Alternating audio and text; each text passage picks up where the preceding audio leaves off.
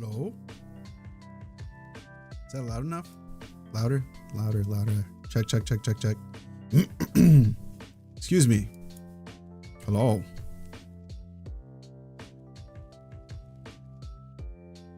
Salutations. Greetings. Hello. What's up? We did it. 20,000 subscribers. Huge.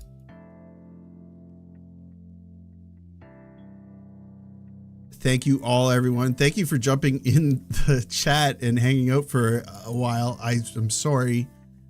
I didn't set the stream up properly.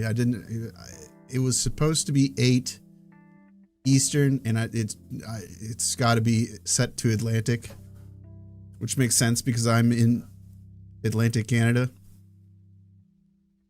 Dumb move. That was a Jacob Fowler leaving the puck behind the net type move, huh?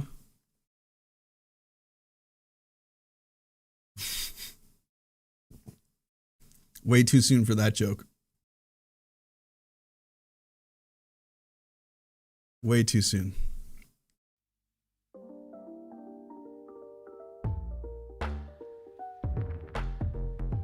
Yeah, last night, yeah. The one thing I said about... Thank you, Isaac. The one thing I said about Jacob Fowler coming up is he just needs to not be embarrassed. And that was kind of embarrassing. But you already see his personality type, his mentality. That type of stuff's gonna roll right off his back. I like what the scouting team said about him. He just wins everywhere he goes. So 3 games, he's won 1, lost the 2 others. Probably not what he likes, but also not something that he is going to stick with him, I feel. Something that's going to fade away into the background as things get going. He is just a child. He's our baby boy. Janikins, I'm not going to play anything, but we're gonna do some interactive type stuff. Like kind of a game with chat. I actually have a prepared introduction. I should probably do that. So, yeah, welcome to the Whiskylounge. If you're here right now, you're part of something I honestly didn't think I'd ever say out loud. We've reached 20,000 subscribers, and I don't take that lightly, not for a second. We're going to get into questions, rants, whatever we want to do tonight, but I actually want to talk to you guys for a few minutes. All this didn't happen overnight, obviously. It didn't happen in a lot of way, in the way that a lot of people probably assumed it did either. It's something that's been happening over the course of like 13 years. So those of you new to the channel probably don't know this. Some of you might know. This channel didn't start as a hockey channel. It started as a video game channel. I mostly did content on Battlefield, the video game Battlefield, the first-person multiplayer online shooter. I tried forcing it for years. I love the game. I love that franchise. I loved making videos, and I was convinced that if I kept grinding at it, it would eventually work. I'd eventually catch on with a gaming channel. And to be fair, there were flashes. I had one video that like scraped at 1 million views, I think.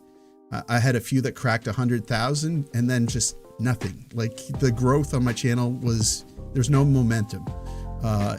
It was just me uploading video after video, hoping that it would hit. Sometimes I would get, 5,000 views. Sometimes I would get 56 views. And then once every month or something, I would get a video that hit the tens of thousands, or once or twice every year, I would get something that hit 100,000. I did that for a really long time because I like doing it. I like editing videos. 13 years of, showing up, uploading, believing in something, before I had any real reason to believe that I could turn it into something. So there were a lot of moments where quitting felt like probably the right thing to do. I could quit doing this because it did take a lot of my time, but I loved it. It was a passion of mine. So I could have quit and done something else that I liked, but it always just felt like something productive that I could do that was fun, that interested me. So I thought maybe I'll change me instead of just changing, my habits. And I tapped into something that was a personal passion of mine. I stopped doing what I thought was popular on YouTube, which was gaming channels. And I turned to NHL, hockey, and the Montreal Canadiens. I've been a fan since I was a little boy, since before the 93 championship. And things started clicking. This was in 2024 in August. So we've been doing this for a little bit over a year. And I guess that's when you guys showed up. You commiserated with me, you related with me, you challenged me, you disagreed with me at times, you made comments that were smarter than the comments I was making in the video. And that's when my channel stopped being just a YouTube channel and it became our space, our community. And that's what matters tonight. 20,000 subscribers. It's not like a trophy for me. It's not like a victory. It's just proof that there's space for this type of nuance in hockey talk. You don't have to scream about something that you heard. You don't have to talk about rumors all the time. My videos aren't clickbait. You don't have to pretend that every prospect is going to be a superstar. And you don't have to pretend like every loss is the end of the world. We don't have to launch Martin St. Louis into the sun when Arber Xhekaj gets benched for sometimes a bad reason. And we don't have to talk about trying to tank for Gavin McKenna, even though, times have been tough recently. We're still a positive community. And I think that comes with what we've grown here. We put the work in for that. We have probably a lot in common, but the one thing we do have in common is the love for Montreal Canadiens and hockey. There's lots of individuals from other hockey communities, hockey team communities that follow my content. But we're all from different backgrounds as well, and I'm finding out about a lot of you, recognizing your usernames, seeing you over and over again in the chats, and I feel like we really have created a community here. So that's what tells me all this works. Our community works, and I think now is a good time to reveal that I've opened my Discord channel publicly. I've already opened it up to some of the members. I've seen some of you guys in there already. If you're a Discord user, even if you're a new person to the platform, it's really easy to get working with it. I've created a community on there on Discord where you can chat, where we can stay connected like whenever. I'm not always on Discord. I'm not always going to have the time to be on Discord, but at least we can create a community there of like-minded people you guys are all polite. And, I might even invite somebody later on in this stream to jump onto a voice channel. You never know. So I'm going to put that in the comments. There we go. You should be able to click on that to go to it. How's the volume anyway? How's the audio?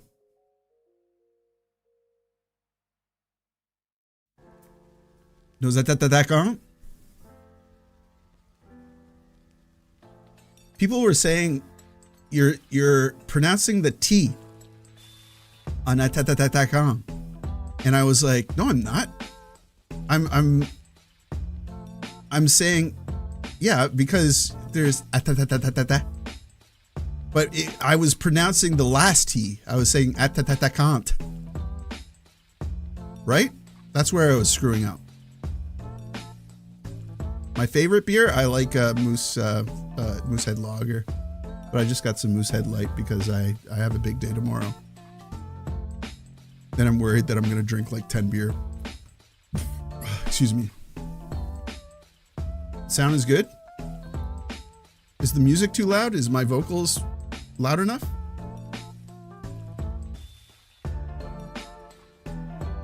Oh, a cold coffee.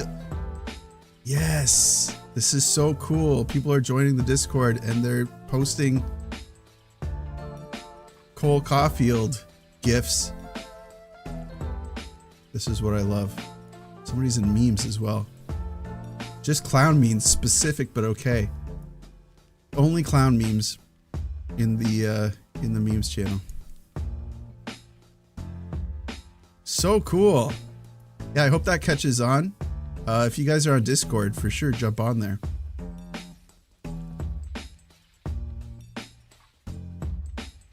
All right, let's continue. So tonight, we'll be in the Whiskey Lounge. I might start streaming more often. YouTube is always messaging me and saying, did you know that you can earn 185% more in ad revenue by streaming? And I don't even post ads.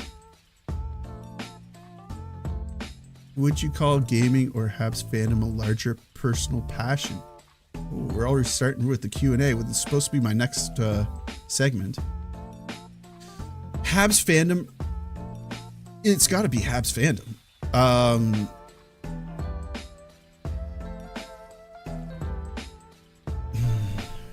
Great question. I do like gaming. I'm wondering if any of you can relate. I might go off on a tangent here. And it might be unrelatable or not relatable. But as I'm getting older, I'm starting to get a little bit cynical about gaming. It's turning into a real racket. Everything is monetized. You used to be able to buy a game and you got the whole entire game right there. And now it's like, well, it started with like DLC. I wish DLC was just the thing. Like every 4 months you just bought a DLC package and you got this big bunch of stuff. I almost didn't mind that.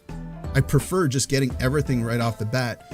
But now it's microtransactions this and new customization this, and we're rolling out a patch that introduces this and this and this.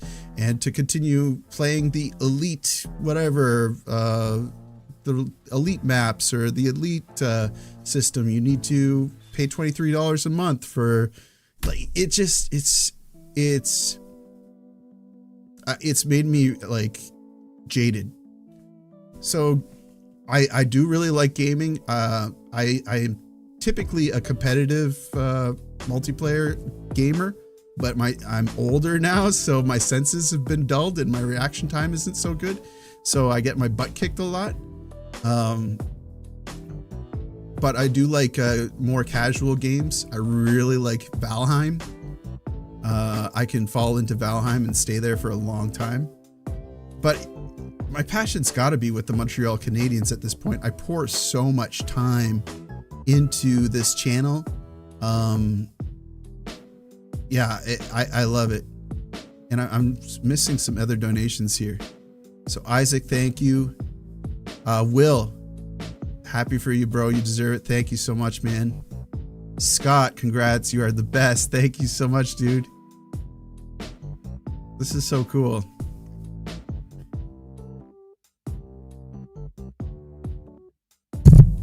I don't even own games anymore. I just rent them now. Yeah, I kind of got into that too with the what's it called? Xbox Live Arcade?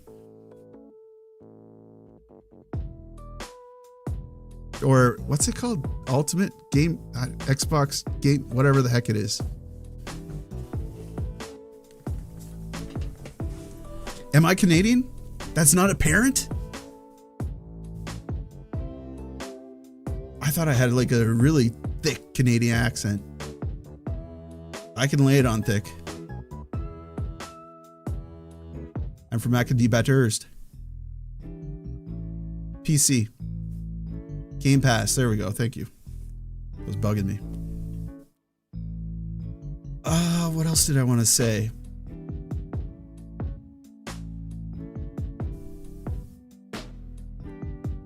Okay, so we're going to talk hockey.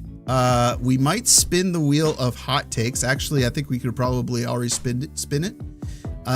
We're going to rant a little, hopefully laugh quite a bit, and just enjoy this moment, celebrate together, because this is huge for our community. If you've been here since the Battlefield days, I don't think that there used to be one guy that was like a super fan. I haven't seen him for a really long time.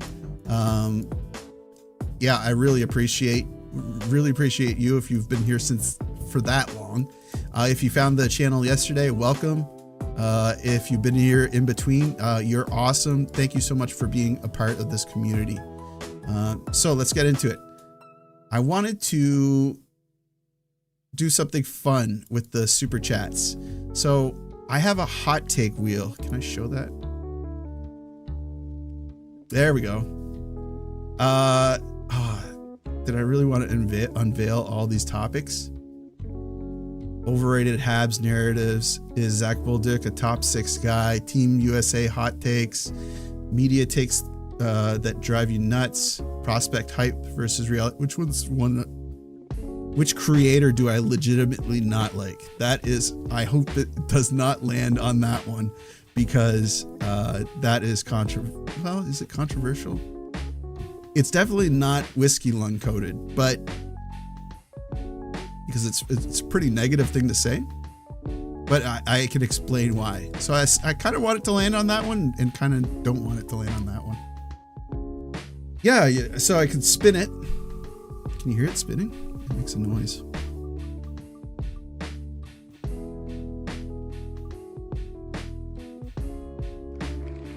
Overrated Habs narratives.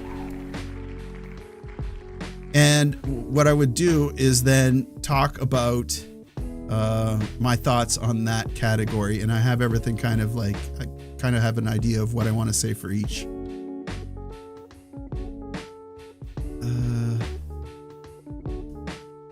It's not Junkie. I love Junkie. He's my boy. Be cool if he jumped in here. He was in here last time, wasn't he?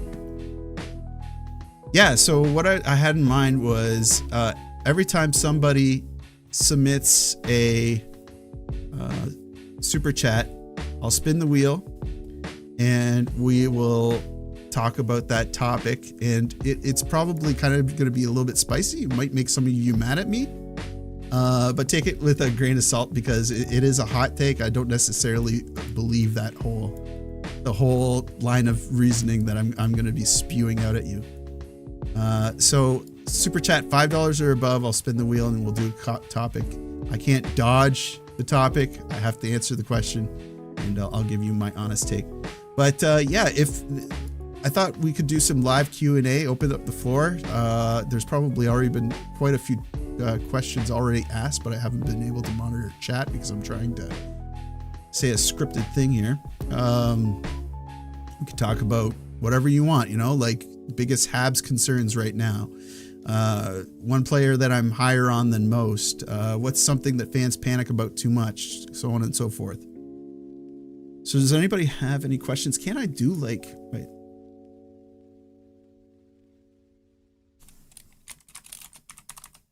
Spin the wheel. Timer. Excuse me, just one moment. There. Isn't there a way that I can start a QA session?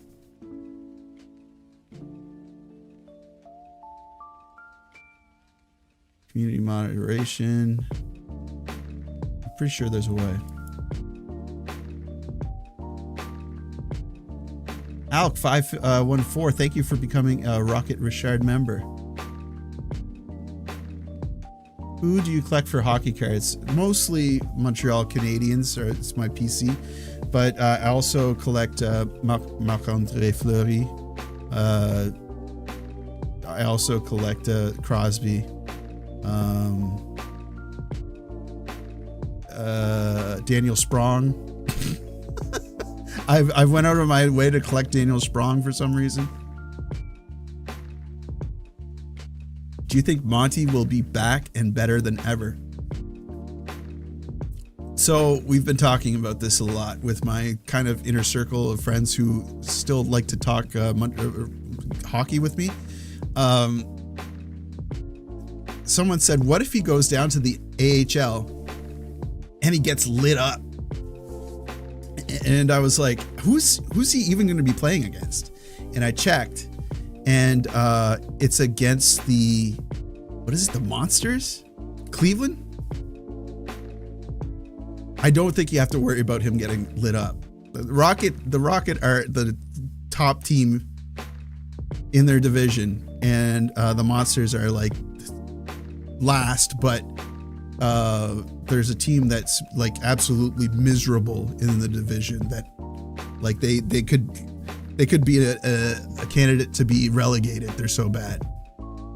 Do you think French Canadian players struggle more, Montembeault, due to pressure of being able to understand all the aggressively bad press? Can I be honest with you? I am somewhat ignorant on the topic. It's a hot topic, isn't it? How do I approach this conversation? So, je suis bilingue. I can speak both languages. I can understand both languages. I can somewhat carry a conversation. I'm not the best conversationalist in French. I don't know what to think about the French language issue for the Montreal Canadiens. Sometimes I will see something that looks very ignorant about French-speaking players and the Montreal Canadiens being more apt to sign those players.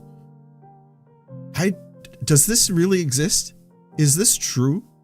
Do you think that if a player is French, that Montreal will be like, well, there's an English player out there that is potentially a better trade target, but I would prefer the French-speaking individual?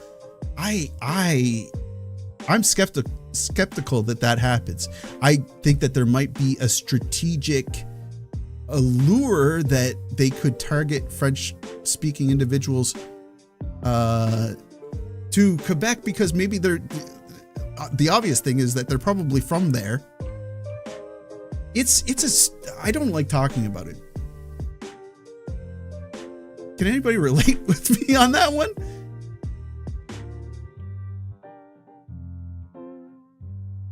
I will just copy paste the question. Just hockey idea. What do you think about putting Slav as second center? Oh gosh. Maybe I should have put that one on the wheel. Just a second. I'm getting naked. 1 second. OnlyFans. It's getting hot in here.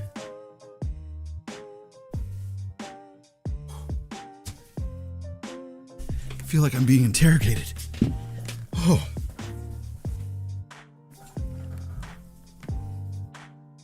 Why are they doing this to me? I'm back. Yeah, it was too hot with the sweater. Do I have to have these on?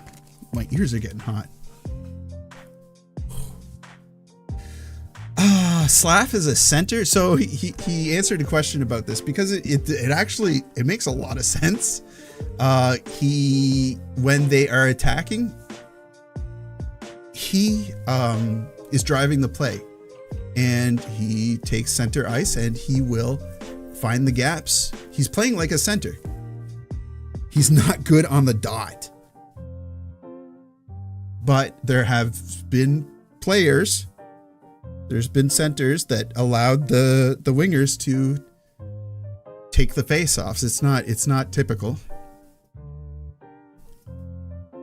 I'm sorry, the chat's going really fast. It's a little bit distracting because I want to talk to everybody, especially those that are asking questions.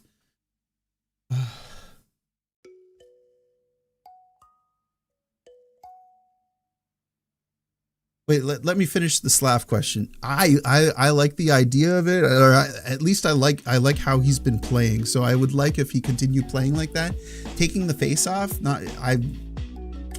I'm not necessarily a huge fan of forcing that on a team that is already, especially after facing Philadelphia last night and being miserable at the face-off dot.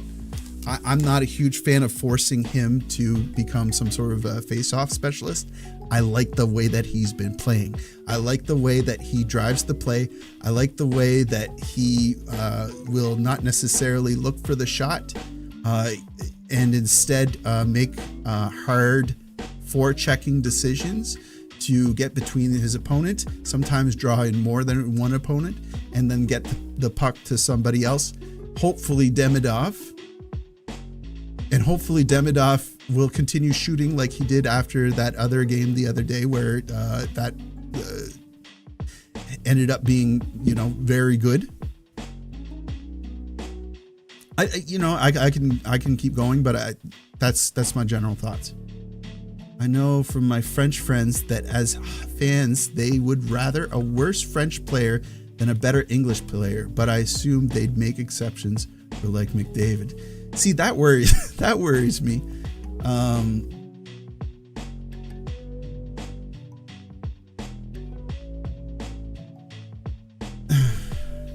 The thing, it's so difficult because if the player is willing to play in Quebec for less, like a hometown deal and stuff like that, it's all a balancing act, right?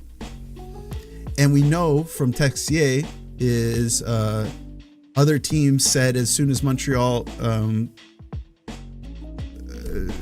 expressed their interest, they knew that Texier was going to Montreal. There was no fighting that. And he's fitting in phenomenally so far. I'm still not holding my breath on him. Like, I am super excited for him, but we've seen stuff like this happen before. Like, I don't want him to be another Raphael Harvey Pinard. Yeah, I'll just leave that there. I saw people saying this about Texier not realizing he's from France. Right, exactly. But French, it's so, it's an easier, you're less of a fish out of water, right? If everybody's speaking French with you. And his English is fantastic. So as a French Canadian, I feel like the media will always overhype a French speaking player. Yes. Yeah. Like when they're doing a scrum and they're asking questions, they're not running to Slavkovsky. They're not running to Demidov. You're seeing Bolduc, you're seeing Montembeault, you're seeing Mike Matheson, you're seeing, used to see David Savard. And then the majority of questions for Martin St. Louis are in French. But it's built in. It's the culture of the team.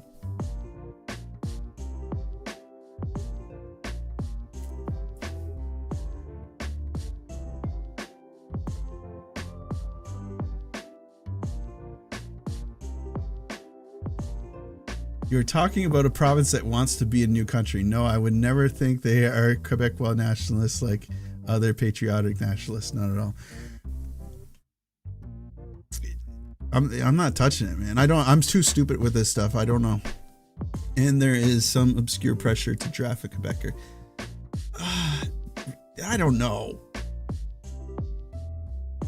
My hot take is that they did that with the front office having only francophones. It's so preferred to have a French coach, right? So that I think that's a natural, what's that called? Like a lightning rod for controversy. And the Anglo fans, I think, do jump all over that. But is it the Anglo fans that are saying fire Martin St. Louis into the sun? I don't know. A lot of people seem to be saying it. Oh man, I'm falling behind. At first, I thought your videos were filmed as soon as as the play happened, like a live reaction. Do you do that sometimes? I do that sometimes. I haven't done it in a long time. I just don't have the time to do it. And my wife really, really likes watching the game with me now. She didn't so much initially. So I don't watch from my office anymore. And I've actually found some ways to make it easier on me in terms of recording. I'm not going to go through all that. Not a lot of people are interested in that.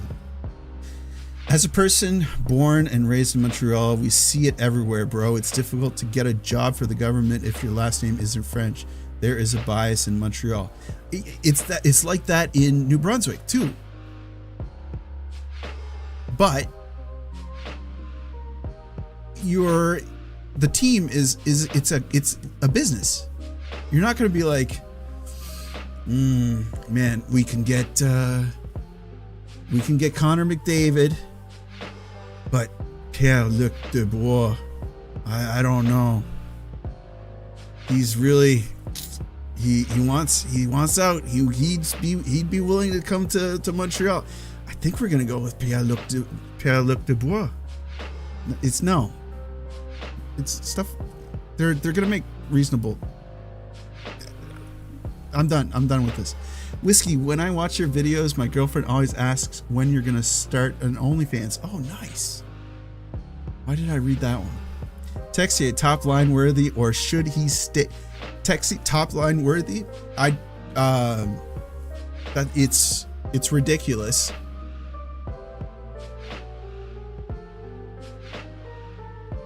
What am I gonna say here? This is gonna be a hot take. I would like to see him on the top line, given a chance on the top line. He's shooting. He's retrieving the puck. He is retaining puck possession. Bolduc is like a squirrel right now. He sees the nut and he's going for it. His timing is just garbage. He is not in sync with Caulfield and Suzuki at all. And I don't know why it doesn't like click every once in a while. Like a broken watch is right twice a day. Sometimes he is not right, period. A game. It frustrates me. And I'm sure he's losing his mind over it. Who, like Plecky? Plecky. Nah, Quebecois through and through here. I want the team to be good. Don't care if they speak French. There we go. Well, I think the face-off can be learned, but I'm skeptical about, we're talking about Slavkovsky here, Martin. I'm skeptical about his skating. His skating has been good, but yeah, I know. I am like Slav from Slovakia, and I saw his career from junior cups till NHL, but I love his and Demidov's chemistry. Agreed. Tell that to the media. Oh, man. Same here. What did we start? Same here. Just want to see the cup parade once in my life. I don't care if the player only speaks Latin. Is he good? Sign him. Yeah, we gotta be checking out those markets in like Mexico and stuff like that. We can find a good Spanish player from Acapulco. Put him. That's where our second line center is. I'm telling you. Acapulco, Tijuana. Bring up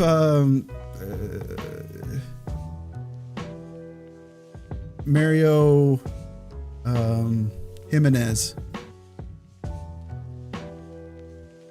Second line center. Do you really think Gallagher will retire a Hab? He can if he wants to. I'm going to spin the wheel here, and if we talk about Gallagher, we talk about Gallagher. The moment the rest of the world fell in love with hockey, that's when the Canadiens' French leading ideas caused their downfall. At least we have MSL. Moving on. Do you think Texier will be offered an extension, or is it too hard to tell just yet? Yeah, we need to see a little bit more, but there's definitely part of me that's thinking if he continues to trend the way he is, he's only going to become more expensive. We don't want. Would it have made sense to offer Raphael Harvey-Pinard a big contract after that great first season?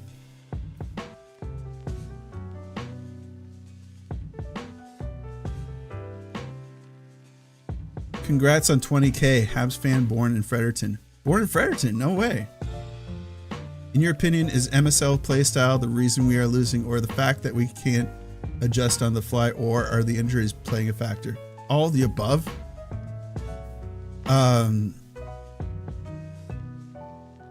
I think that some of the players are having a hard time with the system.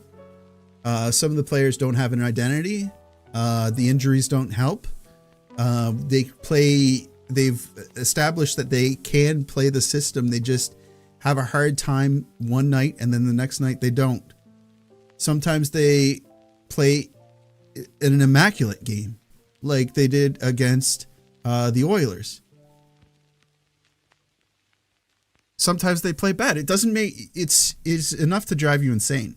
I don't think it's a problem with the system. 23 other teams in the league are playing the exact same system, and the Montreal Canadiens at times don't follow the details.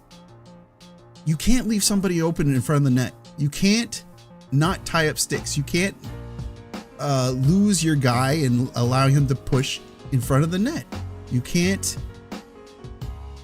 have the opportunity to clear the puck when you're in your zone for a minute and a half and instead try to do something fancy and then get the puck turned over the last second.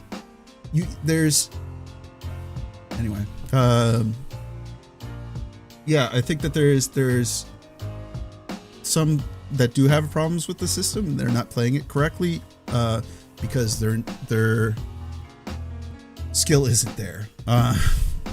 That's it. How many marshmallows do you think Cole could fit in his mouth? He's got pretty chubby cheeks like I do, so I think probably like 13. I'm with you, and I'm born and raised in Montreal. I just know some guys who disagree with me. How do you feel about a non-French GM, though? I mean, Jeff Gorton is non-French. It's all about connections when you're a GM, right? And how, what kind of experience you have, and where your birds are. Like, who's telling you, somebody's ready to move over here, and maybe if we pull at the seam, and your analysts and what they're telling you, and who should be tried out as a prospect, and so on and so forth. It's timing. GM is mostly about their teams of people. Congrats on the milestone. Always waiting on your posts after a game. Keep it up. Thank you so much, Wallen. The Francophone culture is what makes the Habs and not the Montreal Maroons. Having a French coach is like an unwritten rule. Absolutely. Coach has to be able to speak French. Yep. Gosh, how behind am I? Junkie, wishing you nothing but the best. I'm gonna have a drink for you as well, but this will be my third drink too many, I do believe. Hey, I'm right there with you, buddy. Just wanted to chime in for a quick sec and say congratulations to you, Whiskey. Thank you so much, dude. 20K is a great accomplishment, but this is only the beginning. You and Ivan Demidov you are the Ivan Demidovs of YT. That is so nice, man. I'm going to quote you on that. That's going to be the back of the box quote when I try to sell my channel to Netflix. Like the Spitting Chicklets guys did. Did you guys hear about that? I just did a Jay Leno impression. You guys hear about Spitting Chicklets? Yeah, they sold out to Netflix. You guys hear about that? That wasn't a good impression, but I had like the cadence I was talking. Anyway, I like St. Louis. Me too. I'm an Anglo. Yeah, me too. Quoted for truth. Love St. Louis. I think he's the perfect fit. Yeah, I think he's a new age coach. I think that he could lose the team eventually, and that would be his downfall. But I think he's perfect for the team. Montreal often gets called a vibes team. They're in for the vibes, not the cup. Stuff like that. There's criticisms from other teams. Bunch of baloney. But I think last season is the perfect example of why that works. No French media is talking about firing St. Louis. You think? I like MSL, but the fact he's not quick on adjustments makes it hard to love him. I know. He makes a lot of questionable decisions. Way more French media in Montreal than English. Also, Habs were French first up until maybe the early 2000s. St. Louis hate is coming from people who don't know hockey truly. Yeah. How much are you willing to pay to see the Habs and not freaking bleachers? I love your art. Thanks for everything. Thank you, dude. I am willing to pay a lot of money to travel to go see the Habs, and I might go see them soon. God, man, I need to find wife like yours. I always want to leave the room when I watch. Yeah, no, my wife loves to watch the Canadiens, and she agrees with all my takes. No, not all of them. Never mind. When I start talking bad about Jack Guy, she disagrees with me every time. Congrats on 20K, brother. Thank you, Sean. My wife watches hockey with focus. She's a fan as well. Nice. Hey, Whiskey 20K. Keep it up, brother. Thanks. Go Habs, go. French language skills are a leg up in the government jobs all across Canada. 2 official language. Absolutely. That's what I'm saying.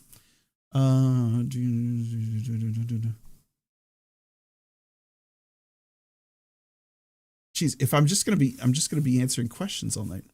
Remember when our youngins were Kotkaniemi and Delarose? Yes. Oh my gosh. Makes me wonder how they've grown here. How they would have grown here. Yeah. Kotkaniemi. Dang, he's... Yeah. If you want a fighter... It's gotta be Larocque. On the topic of Gallagher, I don't care if he's bad. I want him on the team until he retires. He's a Hab. He's earned a spot in my eyes. Can't wait till 2 minutes to go to see this. Oh yeah. Kenny Hughes is GM. 13 is super low number. If Marshmallows, Chubby Bunny, Arbor has to stay. He could beat the living hell out of anyone except for 2 guys. Who's the 2 guys? Delorier and what's his name from the Blue Jackets? Depends on if you're Jumbo. Why can't we hype a live stream? You might be able to hype it after it's concluded. Arbor has to stay. Junkie into house. All right, I'm scrolling down. Sorry, guys. What do you think about having a coach like John Tortorella, who would be hard on the players and such and call them out on their performance? I really like John Tortorella. I think he would absolutely ruin this locker room. You should give us your Team Canada roster prediction. Love you, Junkie. Have another one for me. Torts, no.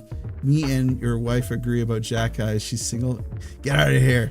He can coach Galley. When Galley retires after his contract is up, he can become coach. Do you have a favorite hockey video game of all time? Probably if Stanley Cup on the SNES didn't have the trick where you dump the puck in from the blue line, that would probably be my favorite game. There are plenty of us female fans. I find it hard to watch it with others due to not many fans here in Australia. I have relatives from Australia, and actually, I don't know if they watch hockey.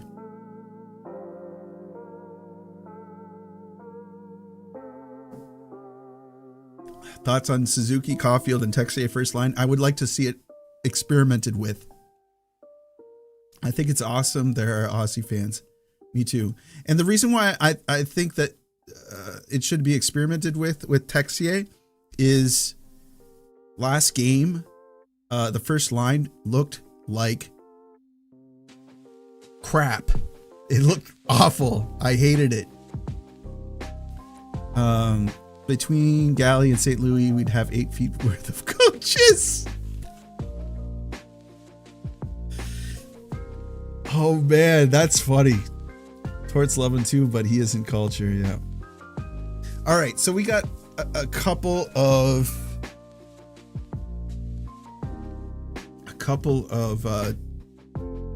super chats there.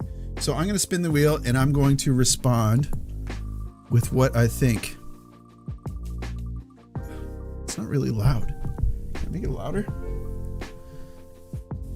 Team USA hot takes.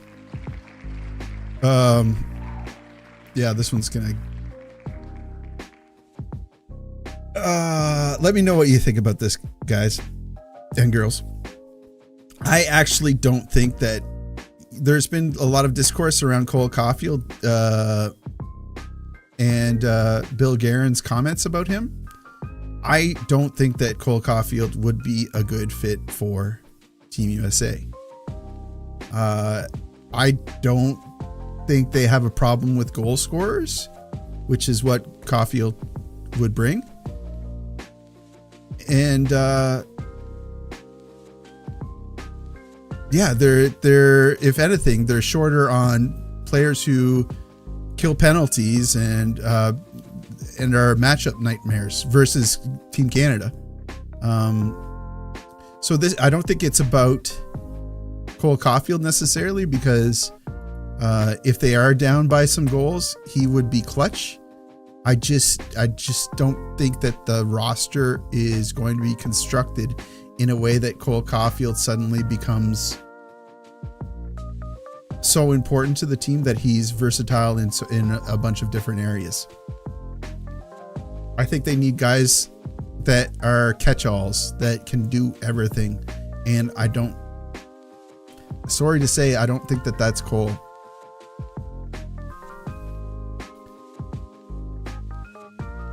Now that Whiskey has 20K, he is having a tough time in chat. Great issue to have.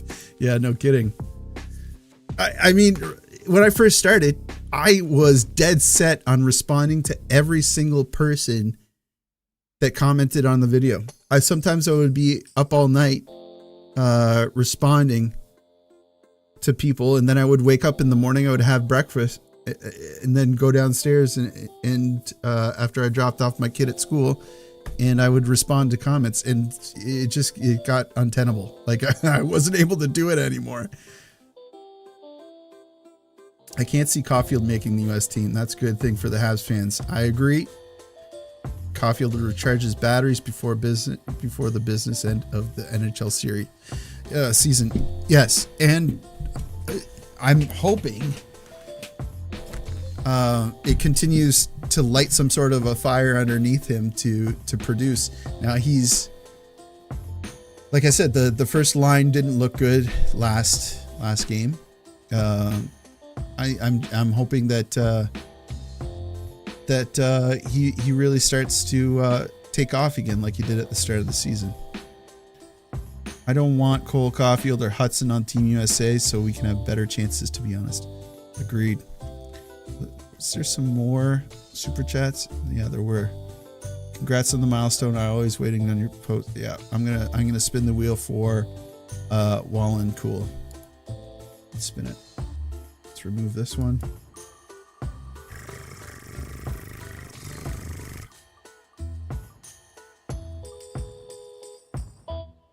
Jake Evans' role on the team.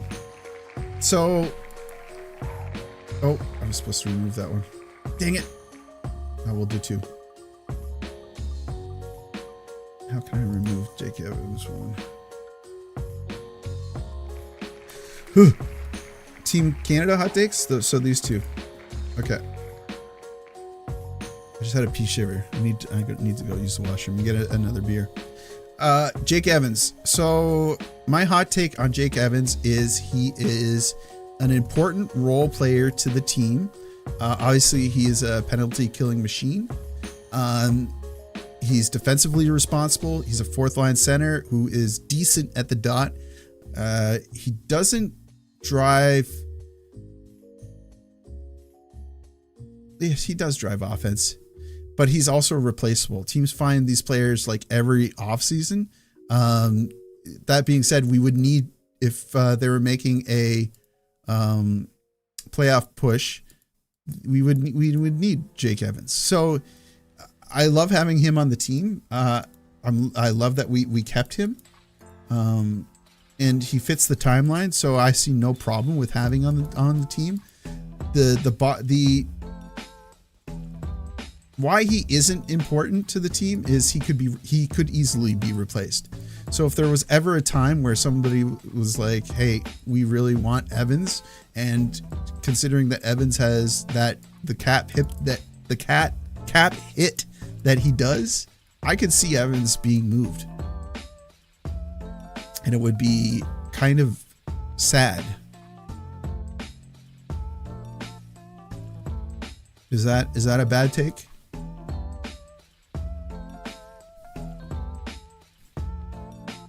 Yeah, he's got a really good contract. Gooley is a huge loss, yeah. Yeah, exactly. Something like Danault. But Danault has a big cap hit, considerably larger cap hit. And he doesn't bring the same thing that Evans brings, now that I think of it. Team Canada hot takes. This is a rough one. What did I say about this? I don't even know if I agree with myself on these. Suzuki doesn't need... No, wait. That's not it. Team Canada. Where's Team Canada? I think that Brad Marchand, after what he's been doing, could still deserve a spot on the team, whereas before I said that he is easily replaceable. What's his tally at? 35 points currently. Yeah, the way that they've been playing.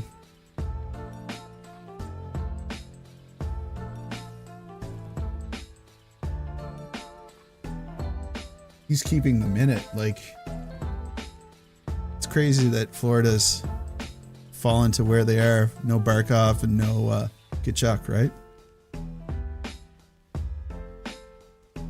So yeah, I think that Brad Marchand could still have a spot on the team. I'll say this one next. I think that if they don't bring Celebrini, I might actually carry some resentment to my grave. I really want to see Celebrini play for Team Canada. I think that he's earned it. It is insane what he is doing right now. Let's look at his stats. 51 points. Is he a goal scorer? He's not the goal scorer, is he? 33 assists, second to Connor McDavid. I mean, look at this. Nathan McKinnon, Connor McDavid, Macklin Celebrini. German. Where's Natchez from? Who's messaging me?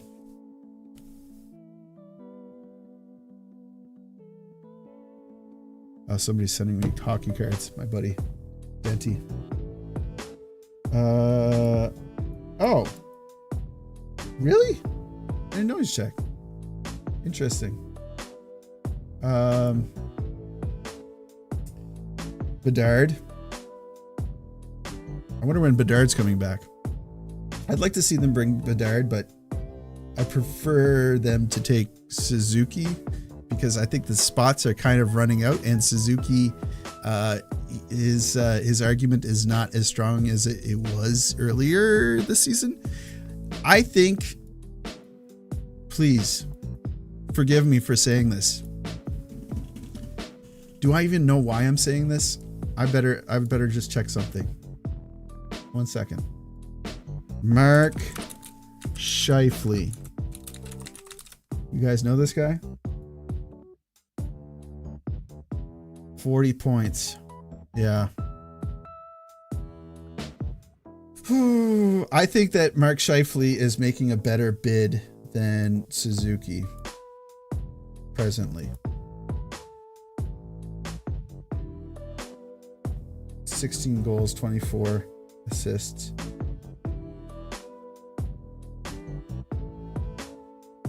Thing with Scheifele is he's got Kyle Connor on his line, right? Kyle Connor is going to make Team USA. He's more versatile than Caulfield. Ugh, gosh.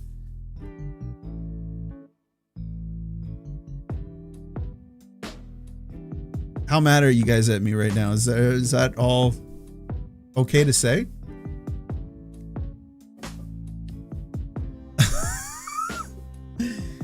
Okay. Any more questions? Yeah, I don't want the US. Yeah, exactly. Keep Caulfield off because I think that he could score some clutch goals. And I don't want the US to win. Any update on Gouli injury? He was skating. He was skating by himself. We'll talk more about Gouli. What did we want to do next? So we kind of did like Q&A. We spun the wheel a couple times.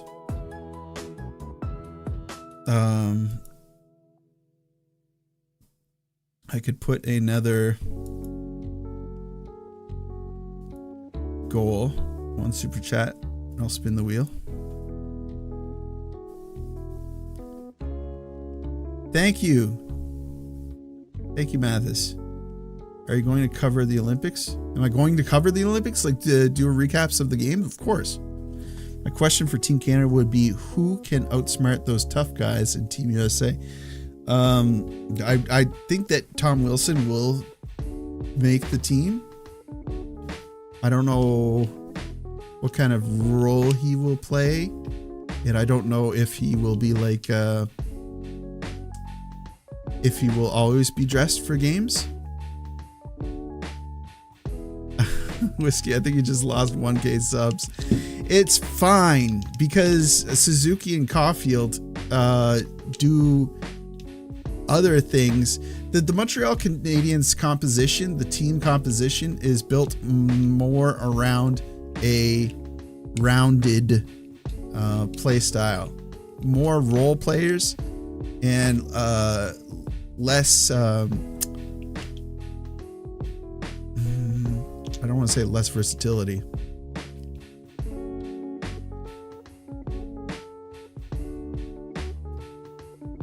More, I don't know. They're still growing. They're still developing as a team. Nostalgia. Who is your all-time favorite Habs player? It's Roy. Patrick Roy.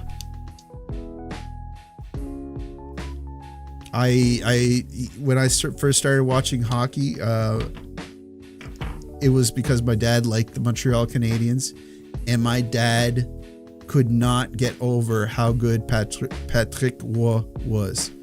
And because of that, I just thought it was fascinating seeing him do the things that he could do. Stealing games. He was, I would draw pictures of him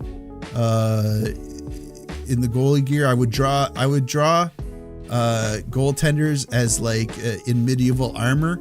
I was obsessed with drawing when I was a kid, and I would like turn like hockey players into like superheroes and stuff. And Patrick Roy was like my favorite. Do you have a favorite Habs moment, and why is it Subban's hit on Marchand? I did like that. Marchand was just a young lad at that time, wasn't he? My favorite Habs moment was when Koivu came back from his time off for cancer treatment.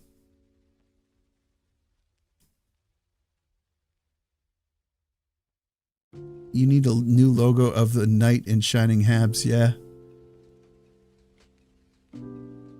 Yeah, I think Patrick Roy was the reason why, because at the time I liked the Penguins too because of Lemieux.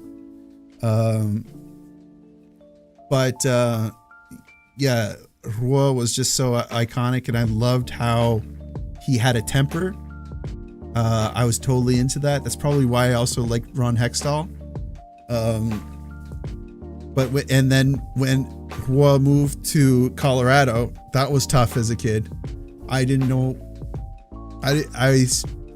Colorado had that. I thought the logo was really cool. I almost became an Avs fan, which makes no sense to me, but I carry this with me. I still have it in me.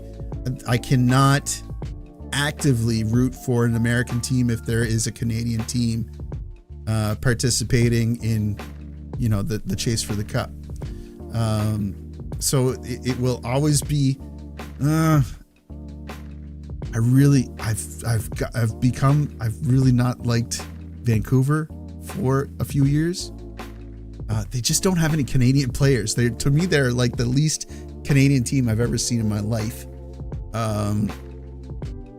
But I have a hierarchy. It's the Canadians, and then whatever Canadian team is the most likable, down all the way to the last Canadian team, and then it's the American teams that I'm okay with. Presently, I still really like the Avs. They're still one of my favorite teams, and they're a huge bandwagon now, obviously. But I also like Minnesota because I like their branding, and I really I liked Marc-André Fleury when he was on the team, obviously. Yeah, I just like their team's composition. They're very interesting. They're an exciting team to watch. Jasper Wallsteed. He's pretty incredible. I was at the Koivu game. Holy smokes. Been watching you for about a year now. Seeing your channel grow so much is such a great feeling. Keep up the great, genuine work. Thank you so much, man. When they moved Roy, I stopped watching hockey until 2003.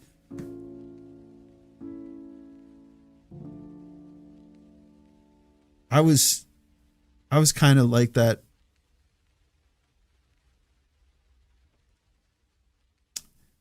I still watched. I remember staying up late during the 90s after Roy was traded. I remember staying up late on school nights and being so tired to go to school. There was I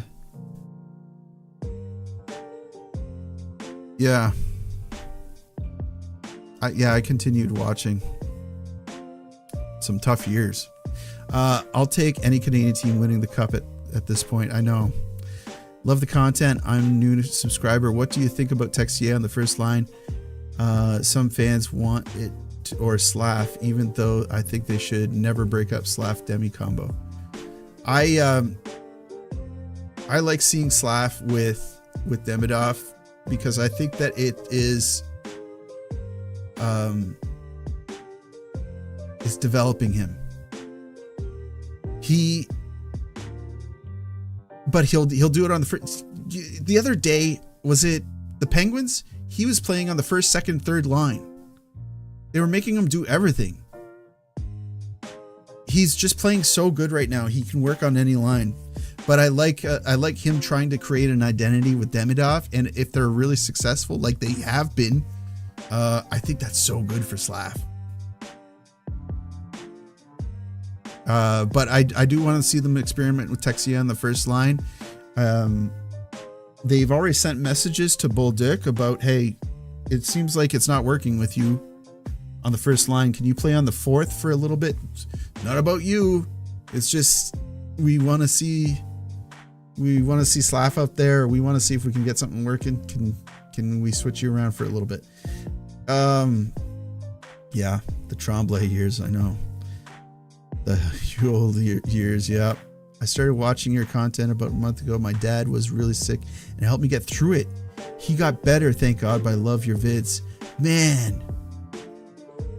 Liz, that is, like, I'm honored for somebody to have said that. I don't know what went on, but my dad passed away a few years ago now, and seeing him sick was it was formative. It changed me. So I just hope that he is doing good now, and I hope you're doing all right too. Did you ever play hockey? I played hockey for a little bit. I never got anywhere with it, and I am currently trying to get better, or even get to where I used to be with skating. I'm from Alorville, New Brunswick. Love your channel. Keep up the good work. Thank you, Alorville. I lived right near Alorville, basically right at the city line, by the MBTEL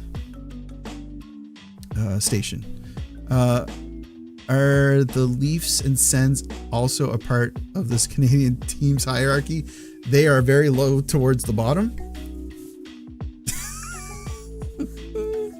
Yeah, I will begrudgingly root for the Leafs if they are the last team for a Canadian team. Maybe Slav Demidov can become sort of a Suzuki Caulfield duel. I'd love it. I live in Montreal and used to work at the Bell Center. No way. Need a tier list video of all your NHL teams ranked from your favorite to least favorite. Did I kind of do that before? I'm not sure if I did. Whiskey, now that it is confirmed you heal the sick, what is your next miracle? Yeah, I don't know. That would be great if I could do that. I think, oh my gosh, I'm not gonna talk about this. What is it called? I'll talk about it. What is it called when you think you have healing powers? Is it Reiki? If somebody could tell me in the chat, you'd be on my favorite lists for tonight. Kapanen good. I agree. Kapanen is good. He's very responsible forward, and he has lots of skills. My sympathies for your dad. Thank you so much. I'm still dealing with it, still trying to figure everything out. I think it just takes a long time. It's a process. I think Cappy needs just some more time and he will become a very solid player. Agreed. It's his rookie year. He's 22 years old. Always watching your vids after the game, but first time catching stream. Nice to meet you. Nice to meet you. Cappy going to be a great two-way. Agreed. Anyone here have a brick at the Bell Center? Yeah, some people take like a brick, right? Faith Healer. Riki,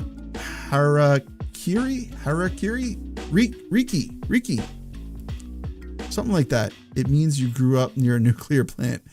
Yeah, it would explain a lot. I think last night showed just how important Matheson is. Yeah. Do those mistakes still happen if Matheson is playing? Certainly the Fowler one does. The one with Demidov and Carrier where Demidov did too much. I think that still happens. Yes, that's what it is. Riki, whatever it is. And what was the third goal? Maybe the third goal doesn't happen if Matheson was playing. Demons out. 20 million? Congrats on 20K. Now let's aim for 20 million. Let's try 25,000 for starters. Keep up your good work. I love your videos. Et ton français s'améliore beaucoup. Et it's fun to see from Quebec South Center. Sorry I'm late. Congratulations on the first 20K. Train is going to double to 40K in no time. Thank you, Amstro. We just didn't put up any offense. Yeah, the offense. Think of a game like this. It's a constantly changing event. It's a constantly changing organism, really. There's easily a world where Montreal gets a good bounce on one of their shots against Vladar yesterday, and the game becomes 2-2. Well, maybe in that world, it never becomes, the Flyers never get a third goal because Montreal now has momentum. It's such a, you know, it doesn't exist in a vacuum. Like you can't say that, oh, Montreal would have got a goal and then Fowler would have made that huge mistake. No, Fowler wouldn't have made that huge mistake necessarily. What are your fave Habs YouTube channels? It's gotta be Junkie. I love the guys at Habs Fan TV. I really like Grant McKegg.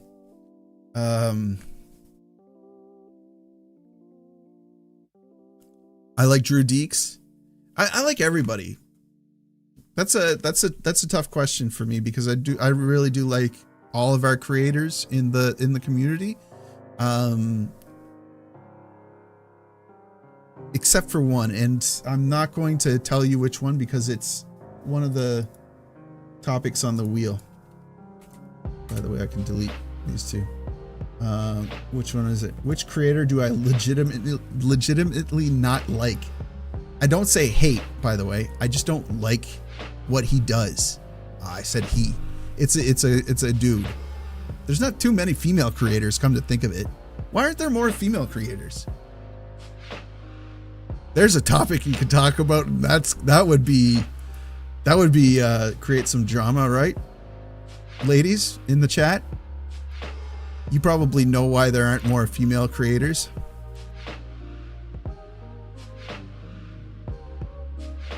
And the word ends with ism. I'm gonna go get a cold beverage and so I can stir the pot a little bit more. I'll be right back.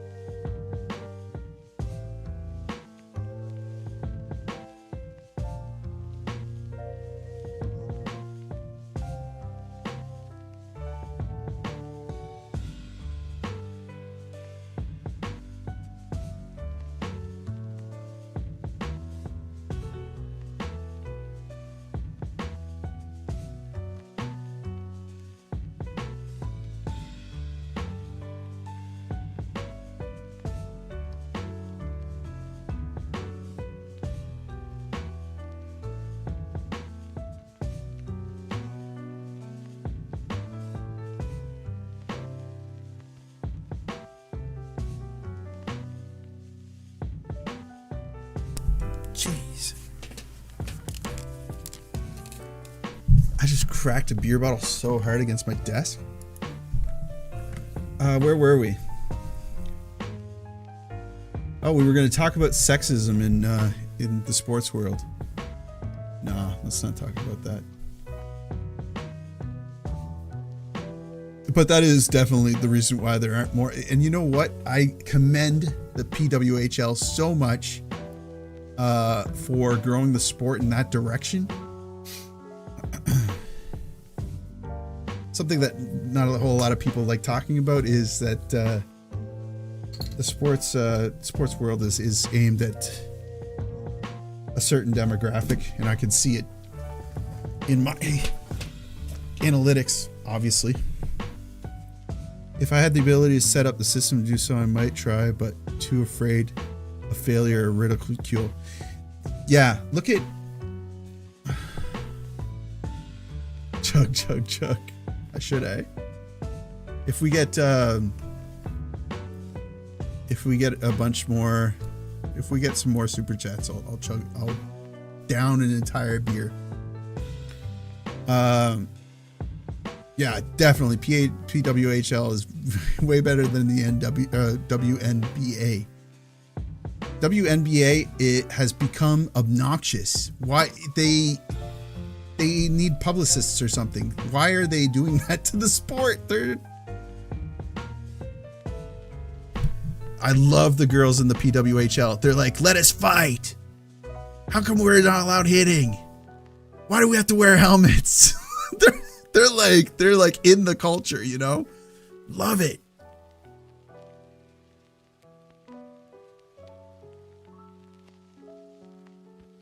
Oh yeah, those girls can whip it. It's crazy. Sometimes their highlights are better than the NHL highlights. I think PWHL is building well as due to the brains of one of their co-founders, Billie Jean King. Yeah. Members only live stream. Why is that popping up? Answer viewer questions live.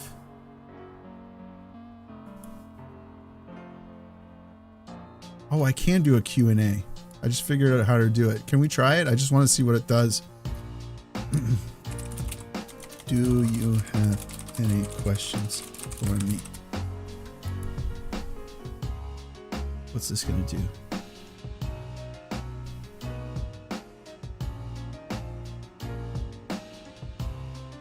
I don't get it. What's happening? I can't see. Oh. I can't see the chat anymore in my like little device. Paige McKenna Martin is buzzing. Yeah, that's crazy. Wait, are they playing now? Can we just...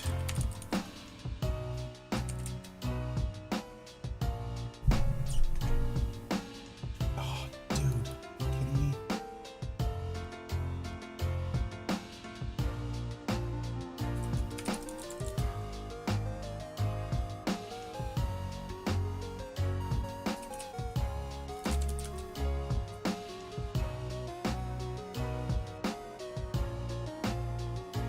Oh my gosh. Okay, I don't want to get a copyright. I'll have to do this quickly.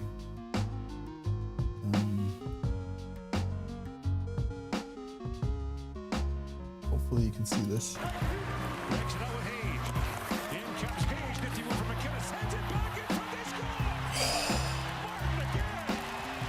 Martin.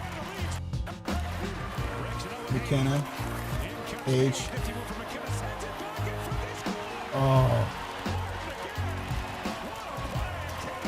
So it was a feed from McKenna to Martin. Is there another angle? Yeah, right here. And he showed the tight hands. As McKenna tries the middle of the ice, he wants to get the space in the middle. Give and go, Paige, take the hit. Paige took the hit though, and yeah, it still got the puck across. That's huge. Whiskeylung, do you want to collaborate with anyone? If so, when will you have Hockey Junkie on with you? I do want to collaborate, and Hockey Junkie, I'm sure he'd be all right with me saying this. Hockey Junkie and I have talked about it before. I can only speak for myself because I asked him if he could put some time aside to meet with me before the season started this season, and we could talk about our predictions for the season and talk about the season and what we want to see, wish list stuff and this and that. It was a good idea. I never followed up with him. It's on me. But the reason why I never followed up with him is because I couldn't commit the time to it. Like I have a 1-year-old.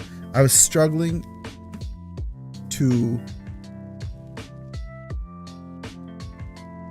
the weekends were bad. I was struggling to do everything on the weekends. Everything being, I hate saying this, but at the bottom, basically on the bottom of the list, maybe just before eating, was making sure I did a video every single night that the Montreal Canadiens were playing.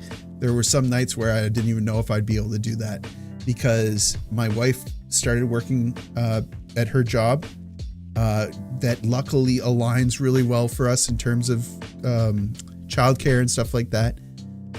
But I wasn't able to sleep. I wasn't sleeping. So I just thought I was going to be pulling myself way too thin by trying to set something up and collaborating. But gosh, there's got to be a time that I'm going to be able to do that. And I would love to do it with Junkie because he's a big reason why I started doing this. I saw it. I was hoping that I could be as funny as he is, but it's just not. It's not possible. But I loved making videos, and I thought that I could bring a new spin to it in a different format. Like my videos are way longer than Junkie's. At one point, Junkie was having really short videos. He's changed recently. He's been having longer videos, but I feel like we both have like, we're definitely different, right? My humor, I think, comes in some of my editing. When I'm in my recap, I have some sarcastic takes and stuff like that, and hopefully you find that funny too. But Junkie's just so naturally funny that it's like, I'm never gonna be that funny.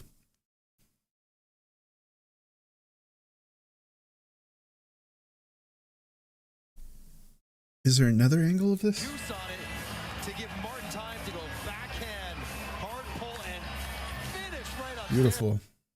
What was the other goal?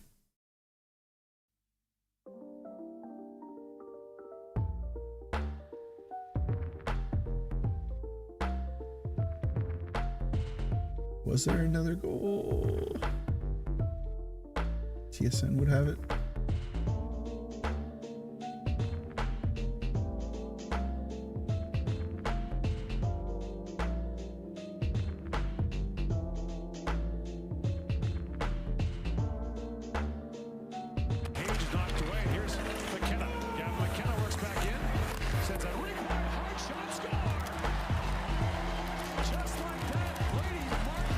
Martin.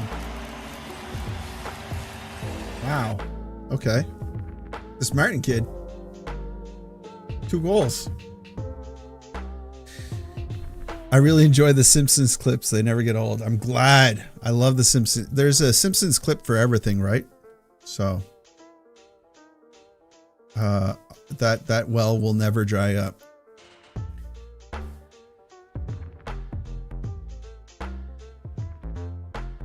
Congrats on 20K and keep up the good work. Always nice to have your point of view after the games. Greetings from France. Thank you for having intercourse with your wife and producing Alexandre Texier for us.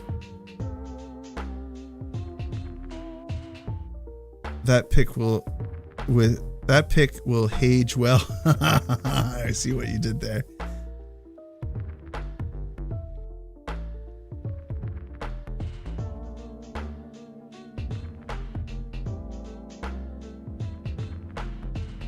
I think you guys would get on famously. It could be more of a podcast type with more humorous takes. It would be cool if I've thought about that before. How would Hockey Junkie and I do if we had a podcast together? And he was more like he had like the quips and stuff like that, and I would just like feed him topics. Have you seen the Russian goalie prospect? No. Just millennial clips and video game music got me here. We relate. Yeah. Love Junkie, but your editing plus upload timeliness analysis is better. I appreciate that. I think that Junkie is so good in terms of being poignant and getting right to the meat. So I think that it's purposefully that he talks, he gets to the point like that, and doesn't dwell on analysis as much as I do. Texier's parents in chat. Yeah, it's gotta be, right? Who else would it be? Yeah, Vive la France. Vulcan. Really? Okay, interesting. Amsro is like the prospects guy.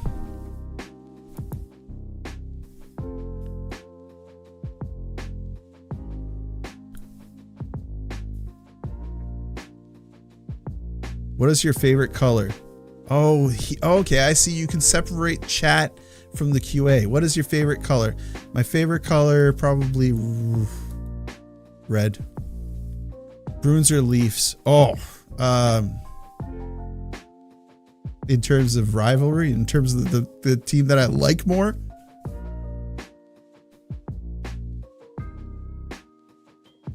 I think I liked the Leafs more when they had Marner. I think now that they don't have Marner, I almost say the Bruins. That's a tough one though. Can I get a smooch there, handsome? No. When we going to a game? I think maybe soon. McDavid or McKinnon? McKinnon. Who should be the next target for a Habs trade? Who should be the next target for a Habs trade?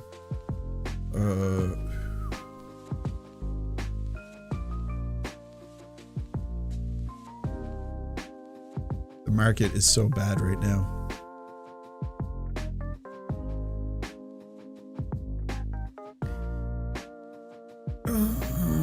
I don't know. If there's some way to make Tage Thompson work, I really like that idea. Do you think Demidov is going to end up on the first line near the end of the season? I think that they should experiment with everything right now with the first line.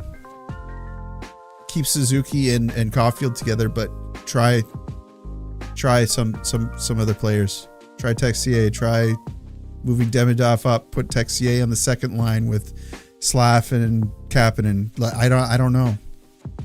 Try things. Make it fresh. Make them excited about it.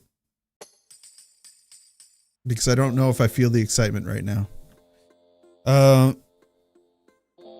You'd be the Ron McLean to Junkies Don Cherry. That is hilarious.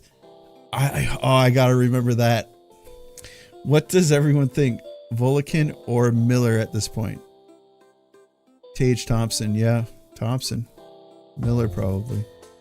Crosby. Yeah, Crosby.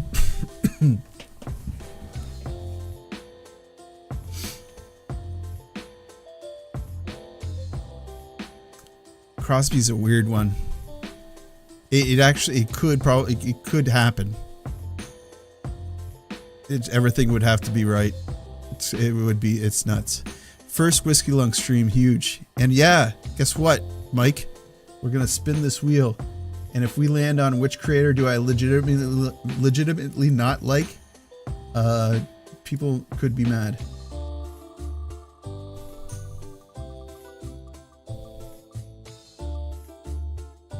Oh God, Brendan Gallagher's future. People might be mad. All right, what do I think of Brendan Gallagher's future? I've written this down. Not that it's going to do me any favors, but where did I write this down?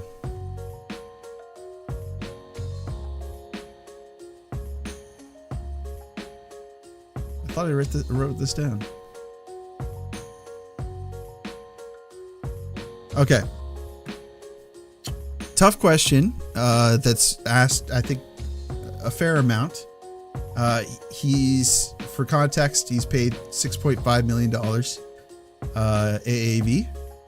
And I think that at this point, the cleanest option is to keep him.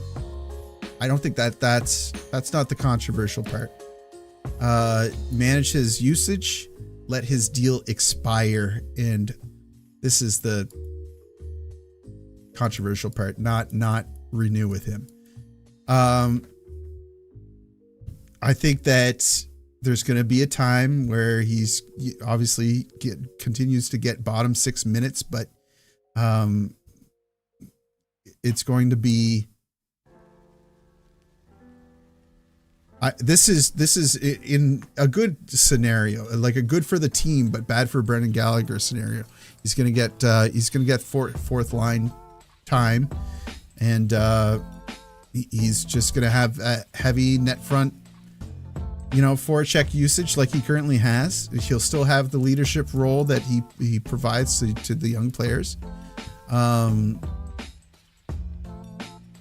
And if somebody's injured, maybe he gets PP time, but that's it. Why that works is that they're not going to lose any assets, no retention headaches from trying to get rid of them, no buyout nightmare stuff. It's boring, but it doesn't create new problems that they don't want to deal with.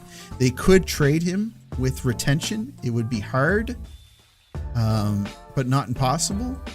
I don't know who would take him. I don't know. That's a weird one.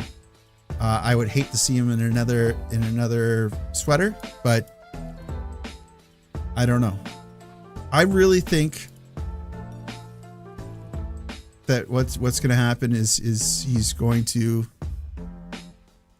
retire a Hab, but his career is going to be cut short. And maybe that's okay. Maybe that's okay for him. He's going to be short of that. Wait, is he going to be short of the 1,000 games? I can check.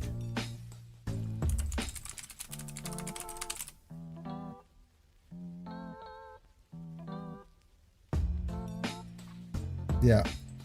Right?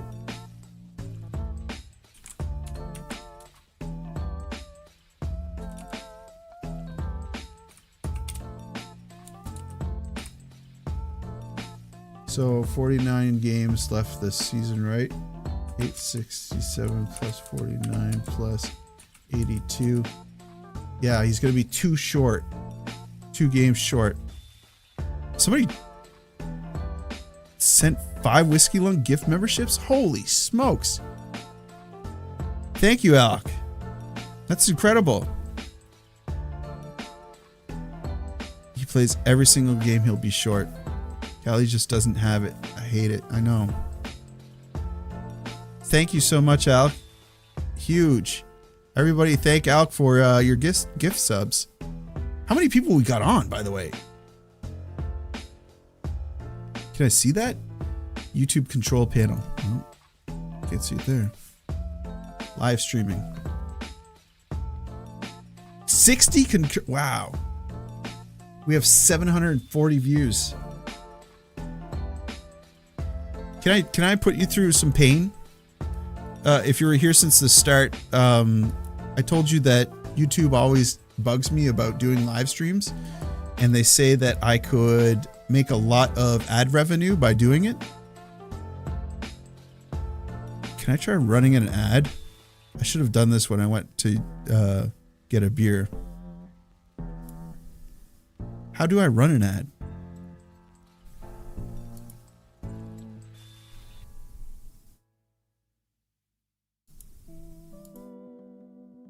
I don't even know how to run an ad.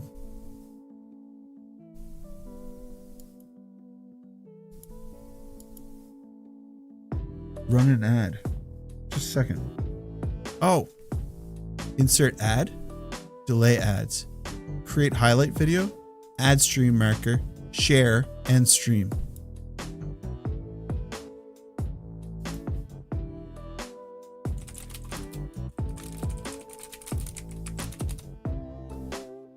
You've had 4 ads already come through?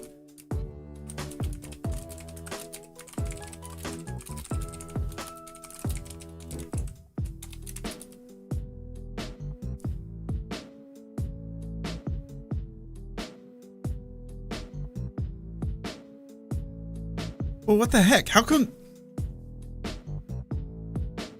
All right. Is this taboo? I'm going to tell you how much money I make when I live stream. I don't get it. Oh, you don't get ads because, oh, right. No ads for me. Premium. All right. So when I do a live stream, I get around whatever, like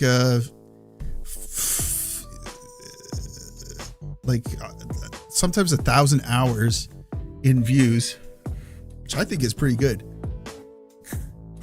Excuse me. And like thousands and thousands of views. But the ad revenue that a live stream generates, like I think last time it was $1.48.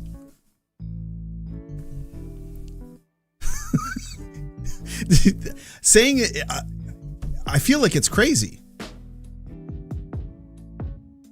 Like I realize there's people that are like broadcasting to thousands and thousands of people, and I bet that adds up fast, right? But still, like you see other people that are live streaming to like 12 people, and they do it every day. Like, are they making like $17 a week? Like, it doesn't make any sense.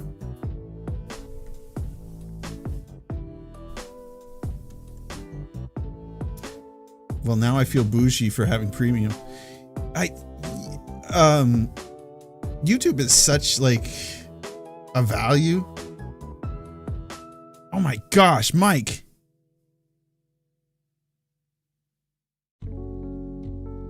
Thank you, dude. Yeah, YouTube is such a value, but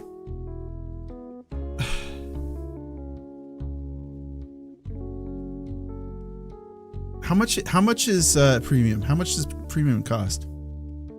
Ask ChatGPT. I could. Our love is priceless. That's right. Florida won right on the tail of the Habs in the Atlantic. Dang it. You got one yourself. That's nice. Purely accidental. Hey, it works.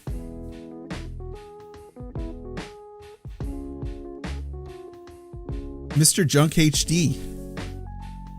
Oh yeah, how come nobody's using the our cool emotes? Well, worth it. I think it's like $15 a month. That's great. Oh wait. Can't see what you said, Mark. Mike is out here like Oprah. It's good night for me as it's 2:38 in the morning. Opiates are finally working. Enjoy the rest of the evening. Oh, dude. Thank you for the membership. Yeah. I've been running around all evening. Any word yet on Matheson? Hey, I wonder. I doubt it.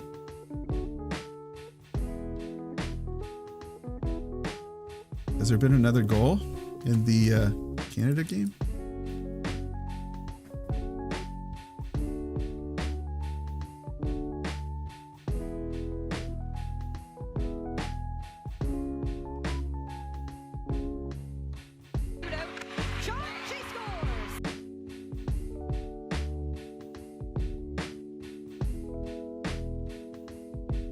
No, there's been no more.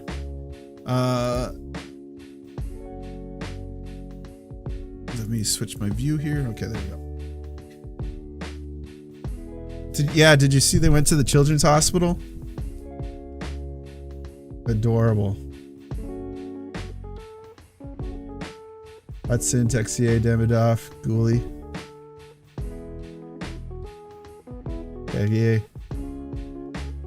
Carrier had them sign.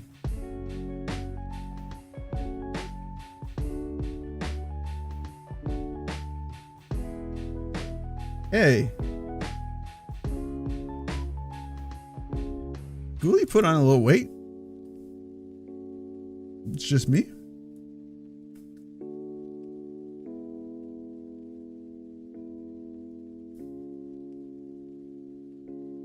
I love this.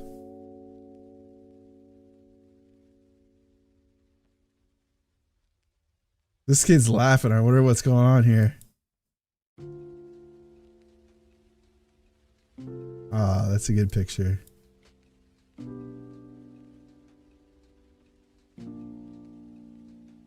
No way. Ah, as a dad, I just crushes me, man. Oh, jeez. Okay. All right. All right. All right. All right. All right. All right. The most wholesome moment in Montreal Kids Hospital today. You're welcome. Look at that.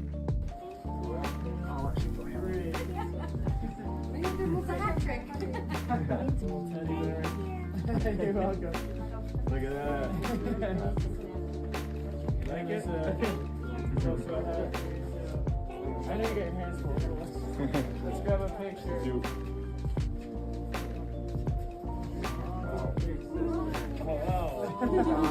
Okay, everyone look at me. No way. That's good. Don't move. Wait. Up in there. Could you do him a favor and sign the back of his jersey? Yes. Can you do that for me, please? Can you sign right there and make it really big?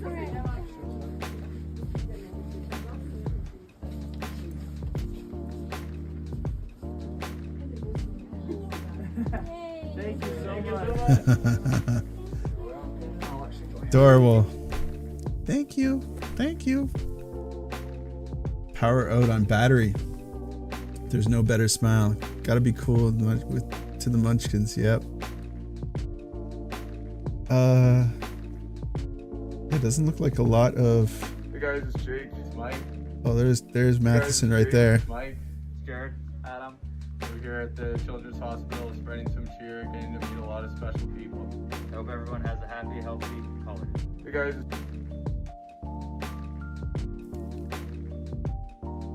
Yeah, no updates. Let's see what's going on over here. Nothing new.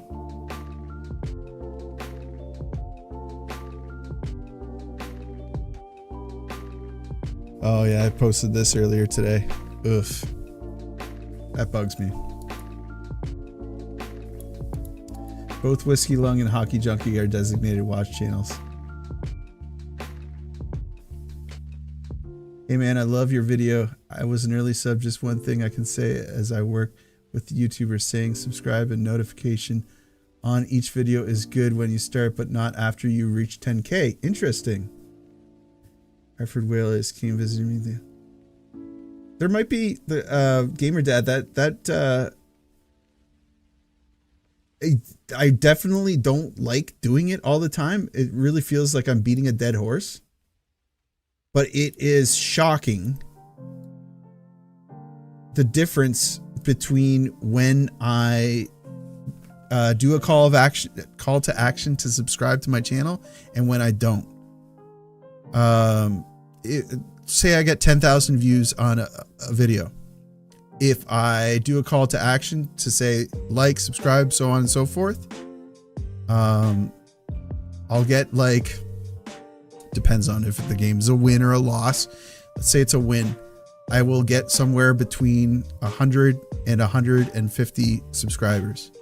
If I don't say it, it'll be more like 40. So weird.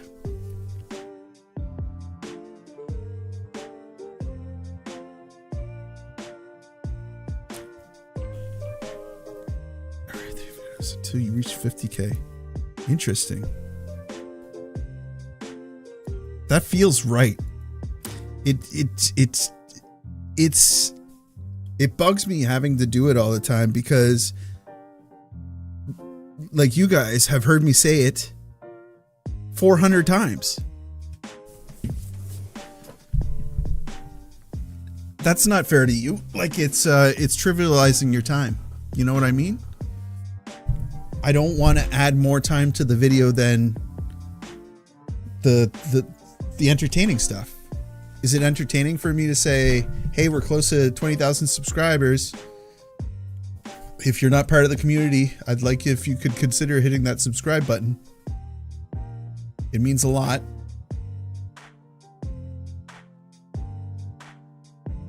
And yeah, you just hope that the person will just do it.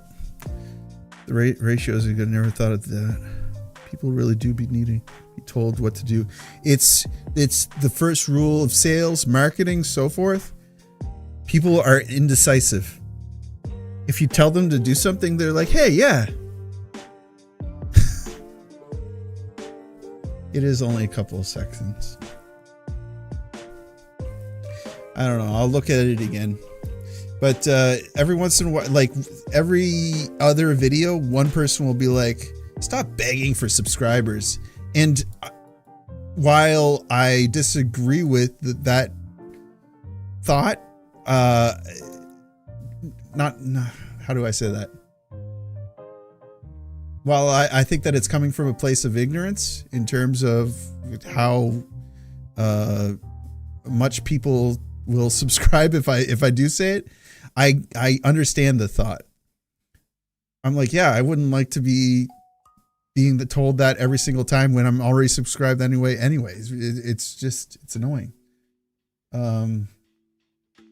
Yeah. All right, we still got stuff to do here, and it's 10:46, and I am 5 beer in. Do we have any more? Anybody else joining the Discord? Oh my God! Holy smokes! A bunch of you joined the Discord. I'm going to drop the Discord link again in case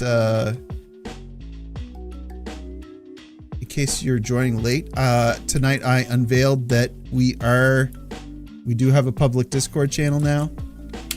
You can join by following that link.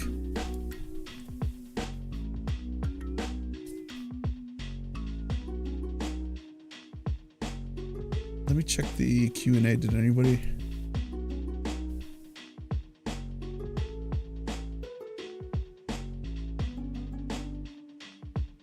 Do you think the Habs will be able to get a cup in the next 10 years? 10 years? Yes. I think they'll have 2. What needs to happen for the Montreal Canadiens to be a cup team is they need to fill in the holes. They really need a strong second line center.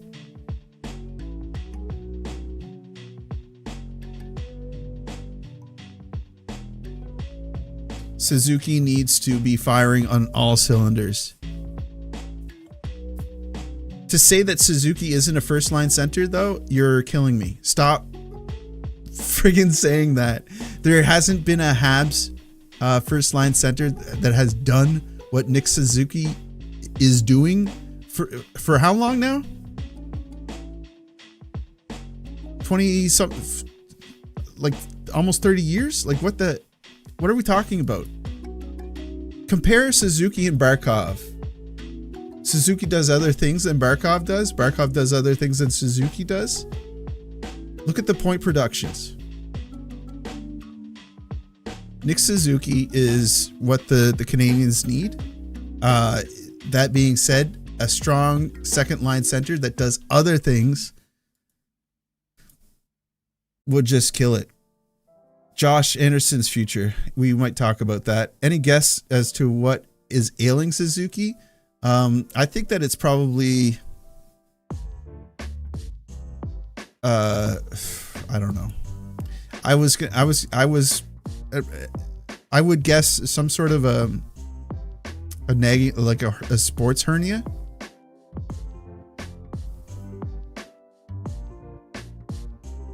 But sometimes I just think it's just a lower body thing. It's hard to say. I'm gonna end this chat though. I don't know. Just field. Should we trade for a second center or roll with what we have?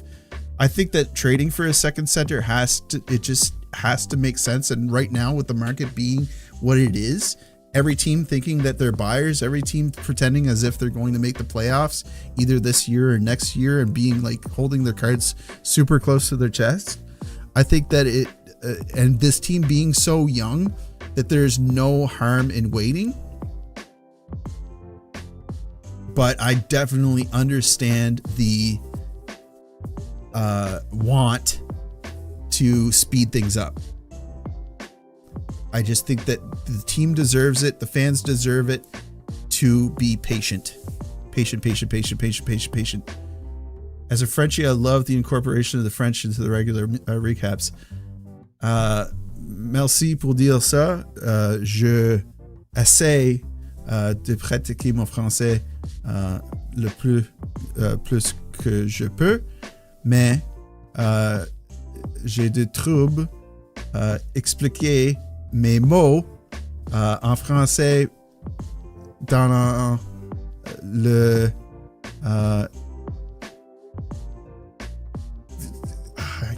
I can't catch my words sometimes.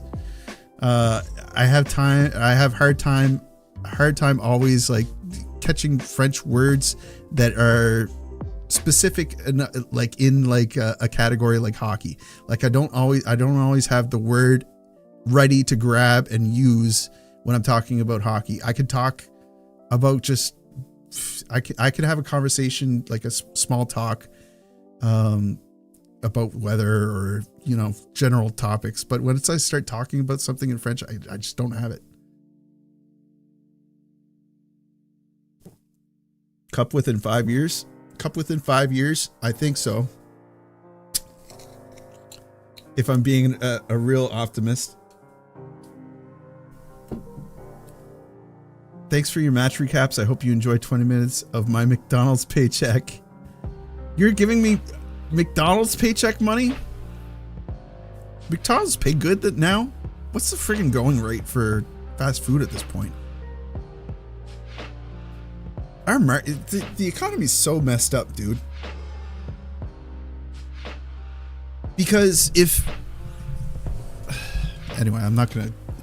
I need more beer to start talking about this. Let's keep it hockey related. I'm still hopeful Doc is a 2C. Like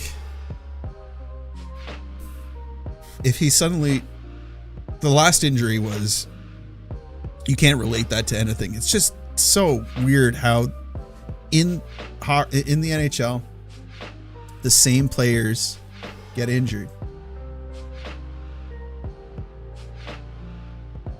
The same players get injured. Why? And it could be the most like foot, knee, armpit. What the heck? Like, why is it? Anyway, just drink before I start speaking French. You'll become fluid. That's seriously. When I was younger, I used to go to a lot of French parties, and yeah, I would. It's like anyone, right? Once you have a couple of beer, you loosen up. But I was able to speak in French more confidently after having a few beer. Hey, Whiskey, when you have a sec tomorrow, check my PM on Discord. Log. Okay. I would like to see Josh on the first line with Susie and Cole. Just give it a try. Again, agreed. They need to experiment. They're in a hard spot right now. They're missing a lot of key pieces. Nobody is stepping up. Anderson has been good, like in terms of getting chances. It's just he's not a finisher. But he's great on the forecheck. He's a big body. He's basically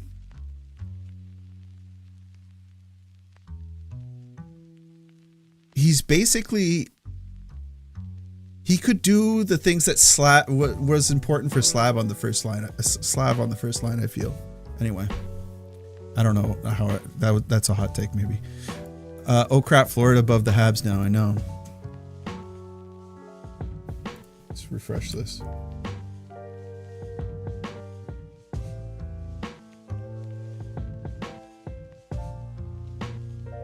Yeah, I said at the start of the season, I hope that the overtime wins isn't going to come back to bite us. I hope Doc pulls a Markov. Yeah. Anybody think that a trade to get O'Reilly from Nashville would make sense? $4.5 million for a year and a half. When O'Reilly is playing his game and playing well, I love him. The grit that he brings, and it would be like having another Shea Weber type presence on the team. It's just he needs to play good. Like he hasn't been playing good. So bravo Whiskey Pool, set the tap important. You've nailed it. Stay like you are. It's now an important to go-to video after the games. Thank you, dude. Seems like once you get one injury, you're prone to have more. Yeah, no kidding.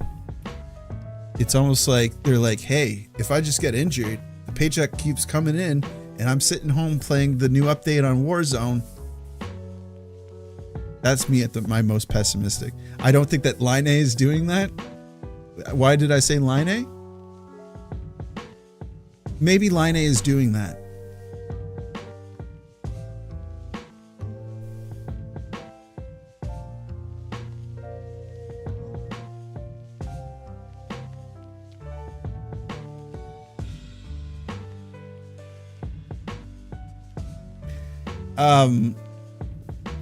Yeah, it's weird. I don't know. I have strike that from the record. As much as I like to see Slav drive a line on his strong side as a pseudo centerman, but the first line hasn't looked the same without my big. Yeah, I know. It's almost like they play with more swagger when he's up there. Like they're more confident with him up there. They love Slav. Like you could tell. Bolduc with Demidov and Cap for the second line. Have they still not freaking tried Bolduc and Demidov together?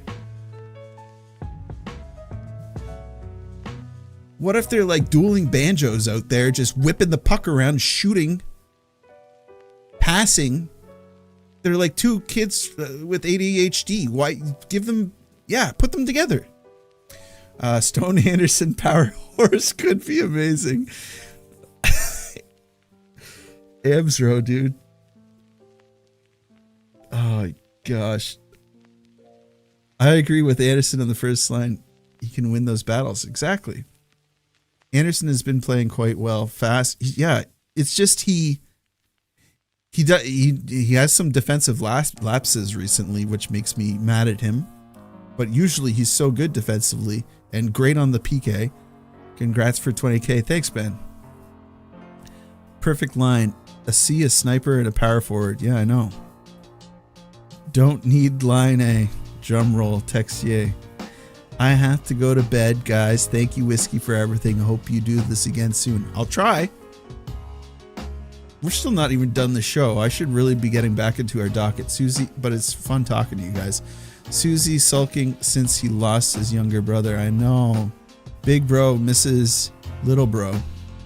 And medium bro probably misses him too. All right. What do we have next? Okay, we talked about the Discord.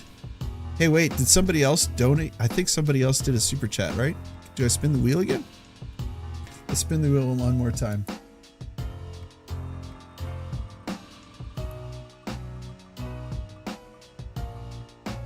No, keep going. Oh, wait, this one's bad too. Did they miss on Zegras? I really wish this is me taking my medicine here. All right. So Trevor Zegras. I was very loud when I said we don't need another player that plays these types of seasons. 57 games, 31 games, 75 games, 24 games. Although I don't know if he only played, a portion of that season anyway. I don't really follow his injury career, but he is a frequently injured player. I didn't like that. I said, don't bring him to Montreal. Get him out of here. This kid's a bum. Now he's got 32 games, 33 points. They traded him for friggin' what? Peiling?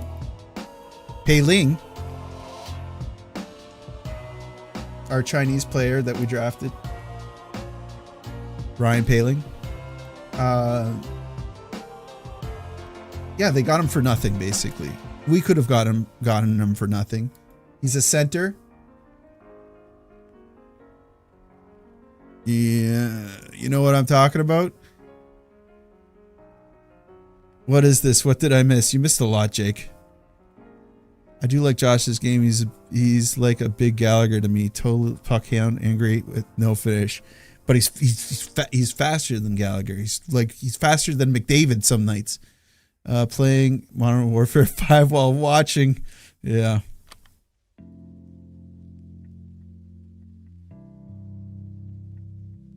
Paling in comparison.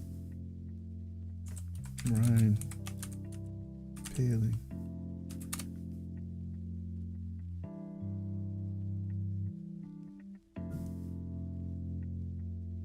And I'm surprised that he's got this.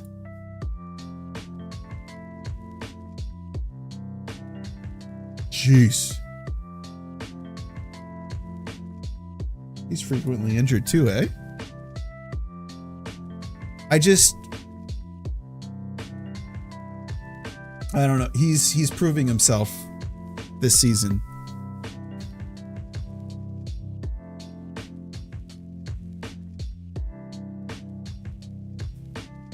Mech, where are your Merc 5? Yeah, maybe. Yeah, so I think in a way I was wrong about Zegras. I certainly didn't think he would produce over a point a game. But it's still there's still time for him to be injured and be completely useless to the team. I just feel like there's risk there, so yeah. But then what would happen if Zegras was playing with Caulfield? They're buddies. Does that bring the vibes higher? Oh yeah, he made it back. He just left the ice like he needed a walker and a cane because I don't know, he was trying to get some pity points from the referees or something. I have such a hard time with this. Felicitation. 20K. Felicitation. 20,000. Thank you, no mercy. Okay. Yeah, so in short, I probably shouldn't have been as loud as I was about not trading for Zegras, and there was a lot of people that were really loving the idea of Zegras coming to Montreal, and you have every right to point and laugh at me. Again, I thought that there was risk here, and I thought that he could become injured again, and I kind of think that he's a little bit of a sand in the vagina type player.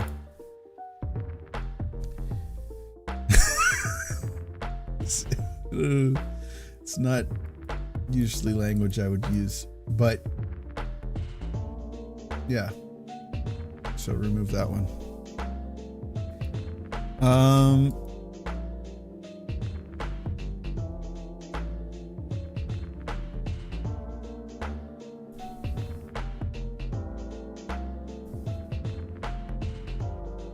I'll spin the wheel.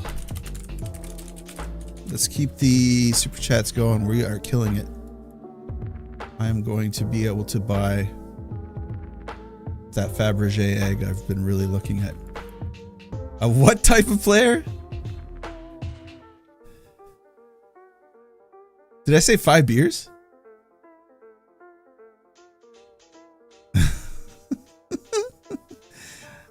Hi, Alex. I woke up my wife laughing.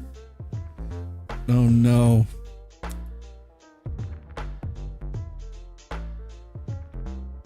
All right. What do we have next? What are we going to talk about next? My daughter woke up. She's screaming. Oh.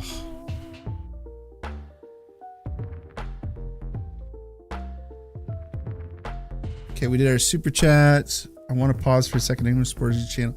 Yeah, okay.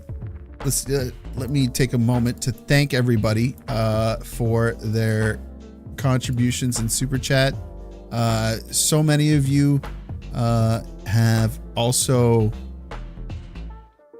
gifted memberships. Can I see that stuff? Fan funding. Again, I want to thank Justin, Joe, Nico, Isaac, It's Will, Scott. Who's this? How come I can't see your name? It's not showing me your name.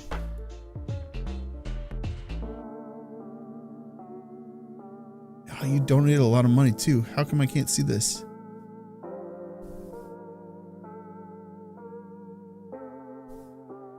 Brunhild.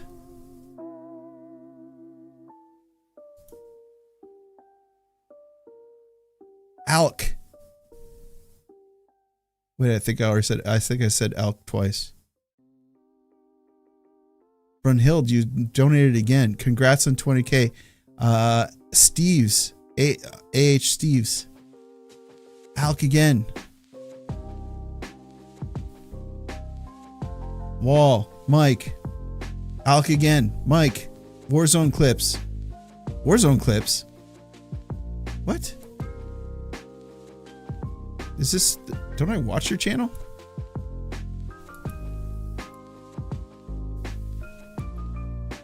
Go to channel. One video. Oh no, I think I checked out your channel before.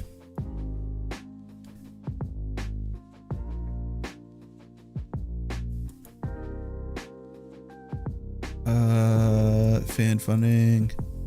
Supers are highlighted. Membership messages showed here. Any chance of from merch? Would love to have a new Hook Eyebrows t-shirt. Yeah, so I was talking to this was kind of I hope this is interesting. I was talking to a t-shirts provider. I don't want to do like a Teespring. I don't want to do one of those. I have to watch my words here.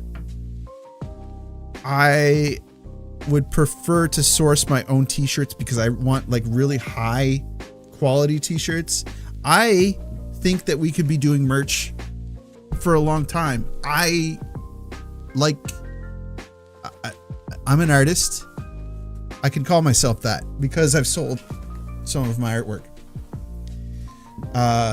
Sometimes I have imposter syndrome about being an artist, but I should have a little bit more confidence in myself. I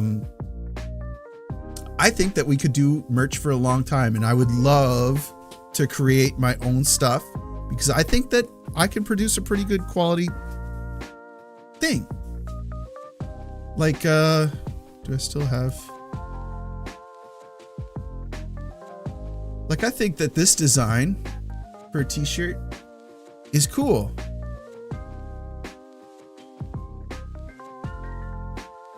You have to...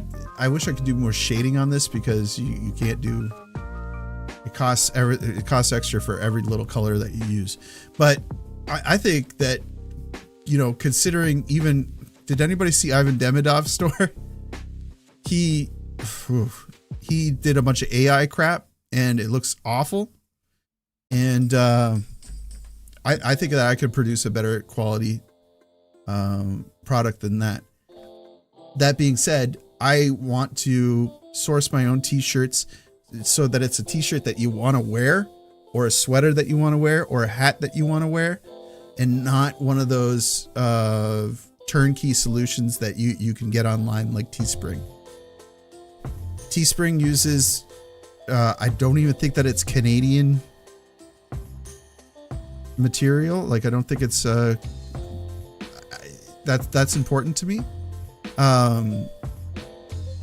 Yeah, so I'm going to continue working at that.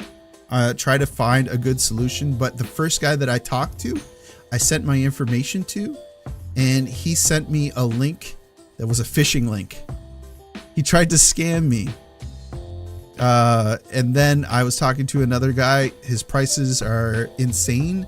I would have to charge like $50 for a t-shirt and then do all the shipping and stuff myself. I can't see that working either. So I have to keep trying to figure it out. Hopefully I figure it out soon. Maybe I get a sponsor to do that. Maybe, you know, they take a cut or something like that. I don't know. I'm gonna have to keep looking at it. I don't know how people get it off the ground so quickly. I think I do, because a lot of people will just choose to do one of those turnkey solutions like Teespring. I'm sorry if I got this. Le New Boldick 9432. Thank you for joining. Thank you for buying a membership. Thank you, Joe. You are awesome. And because Joe donated, I'm going to spin this again.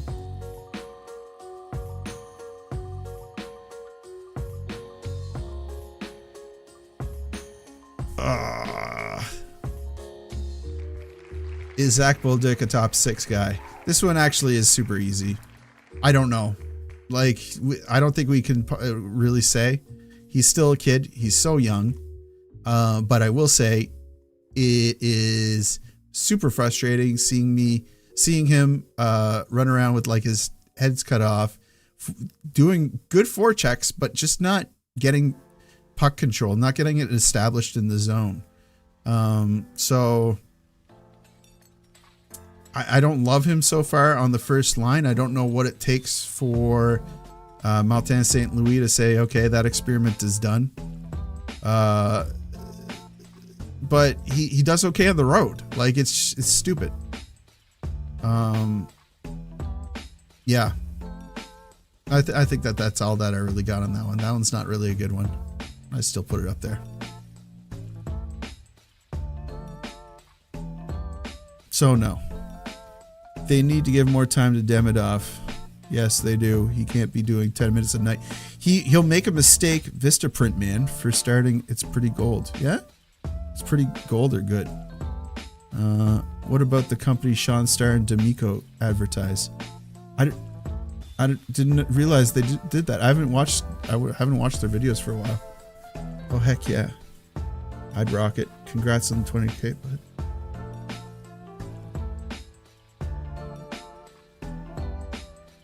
Oh, thank you for the compliments on that art piece.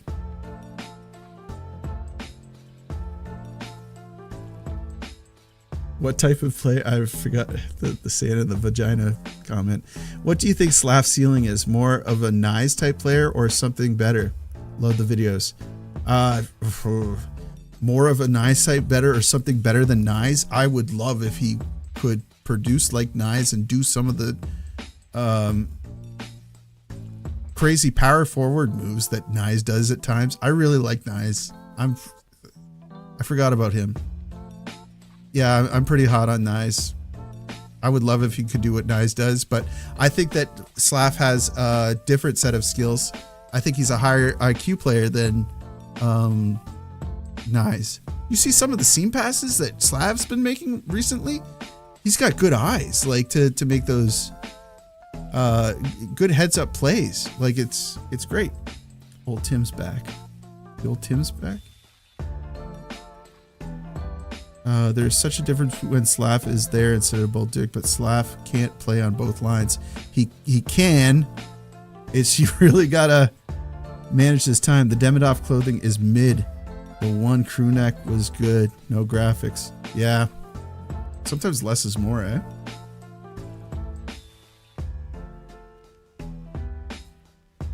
It's 11:14 in New Brunswick, and we're not even like through all the things I wanted to go through. The next thing I wanted to talk about the state of the Montreal Canadiens. They are not in a wild card spot anymore because Florida won tonight. But I have something scripted out, so please humor me while I go through this. I'm not going to be able to see your chats while... Can I? Is there a way I can see your chats while I'm doing this? Maybe. Yeah. Okay. So, let me know how you feel about what I'm going to go through here. And just one second, I got to burp. I was able to mute myself. Okay. So, when I look at the state of the Montreal Canadiens right now, the first thing I come back to is this. There are pieces on this team that you simply cannot replace. Can't shortcut and can't go out to buy somewhere else. Nick Suzuki, Cole Caulfield, Slavkovsky, Demidov, Lane Hudson, they're not just good players, they're specific players. They fit what the organization is trying to build in a way that doesn't exist on the open market. You don't just stumble on a center like Suzuki. You don't just stumble on a goal scorer like Caulfield, a power winger like Slavkovsky, a creative force like Demidov, or a defenseman with Hudson's instincts and confidence. These guys are found through patience, luck, and development. And once you have them, you protect them. That's a foundation, and it matters. Behind that group, you've got players like Michael Hage, Jacob Fowler, and this is where I think a lot of people lose perspective. These guys are still baking. Yeah, they're baking at about 375 degrees right now. They're close. You can smell it in the oven, but they're not quite ready to be pulled out of the oven yet. Hage in particular has real upside. The skill is there. The intelligence is there. The toolkit makes sense for where this team is going. He's going to be centering for Gavin McKenna tonight. He's doing that, and it looks like they're producing during the World Juniors. But the development window is unforgiving. Time is not neutral. It accelerates. Hage is fantastic. He can become part of the solution. If he accelerates fast, he can become part of the solution. If not, he still holds real value as an asset that can help the Montreal Canadiens get better in another way. Either outcome matters. So I'm saying,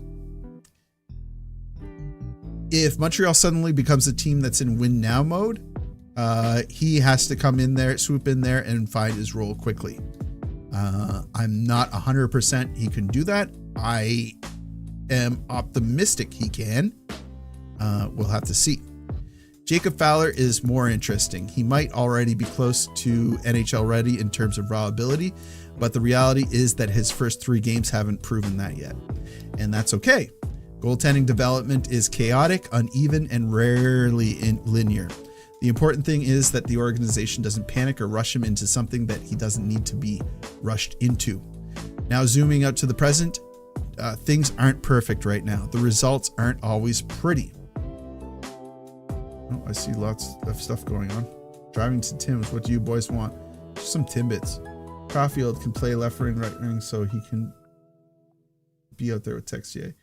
There is such a difference when Slav is out there. Yeah. 10-15, your mom's house in Ottawa. I believe that they are just naturally inconsistent for multiple reasons. Agreed. Hudson's work ethic is elite. Yeah, I think the hot start got people a little too excited, myself included. Agreed. I want Gooley back so bad. Gooley on the ice today before practice. He was out there skating by himself. I think all the problems stem from losing Gooley, so important to the defense. It's like a house of cards, man. Imagine if Suzuki went down. The defense needs some work, maybe trades. Yeah. Okay, so now zooming out to the present. No, things aren't in a perfect space. Things aren't in a perfect spot right now. The results aren't always pretty. The consistency isn't there every night. But here's the part that keeps getting ignored. This team has more points right now than they did at the same point last season. And I can demonstrate that. So, they currently sit at 38 points. How were they doing last season? 27 points.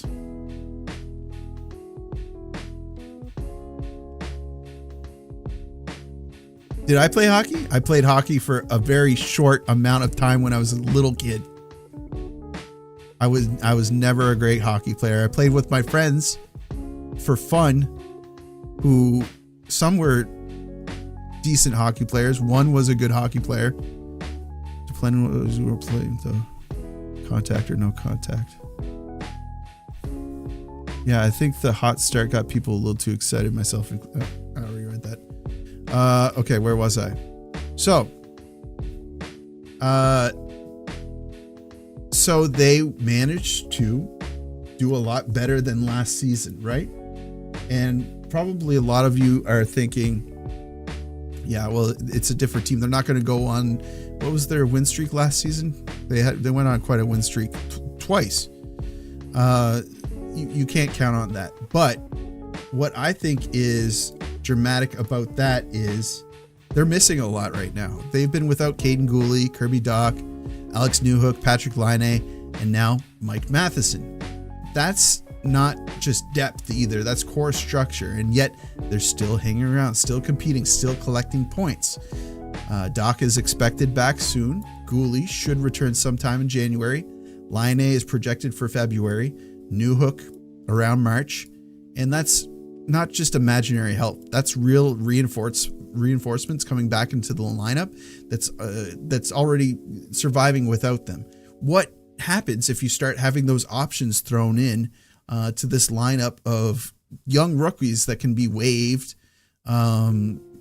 if they haven't found their role? And I love seeing all of our young prospects get their shot and get their opportunity, but Owen Beck is not influencing the game heavily. He drew one penalty last game. He's not getting points. You know, the standout is probably Texier, right? Yeah, I think that's what I want to say about that. So all this, keep in mind, this is why I push back when people say the rebuild is over or that it's failed or that they're a playoff team now. The truth is like a lot more boring than that, but it's maybe more encouraging. The Canadiens are transitioning. They're learning how to win with young players in real roles under real pressure while absorbing injuries that would derail established teams. What we're seeing with Florida is they're having difficulty missing Matthew Tkachuk and Alexander Barkov. But the Montreal Canadiens have a foundation, somewhat of an identity. The ceiling is still rising. They're still developing, and it's not perfect right now. But I think that the direction is really good. It makes sense. And they're building something really good here, and they're building a place to win. So that's what I wanted to say about that. Any thoughts? You think that all tracks? Did a lot of that sound good?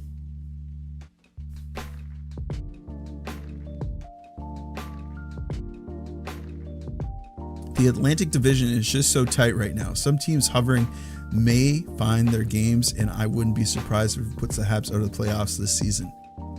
Yeah, I agree. The hot start is important for the end of the season. Habs making the playoffs in miracle fashion last year doesn't mean that they aren't still mid-rebuild this year. Yeah, exactly my point. They are staying above water given the fact that they have the injuries and the poor goaltending. Amazing, really. Yep. When everyone's back, who gets scratched? Texier has been good. Would hate to have him out of the lineup. I agree. I think that Texier might have found a role. Excuse me. Do you think this much parity is good? It's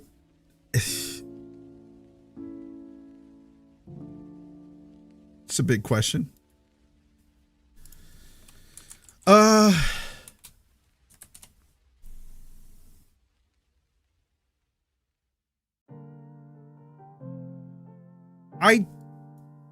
I think it's worse when look at what's happening right here. 55 points, 49 points, 45 points.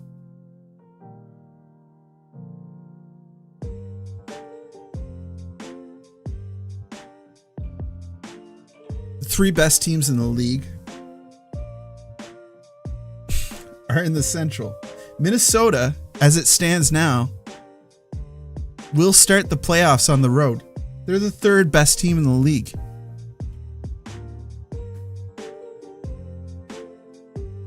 Something's fucked up with that. Sorry about the language. But I don't like that.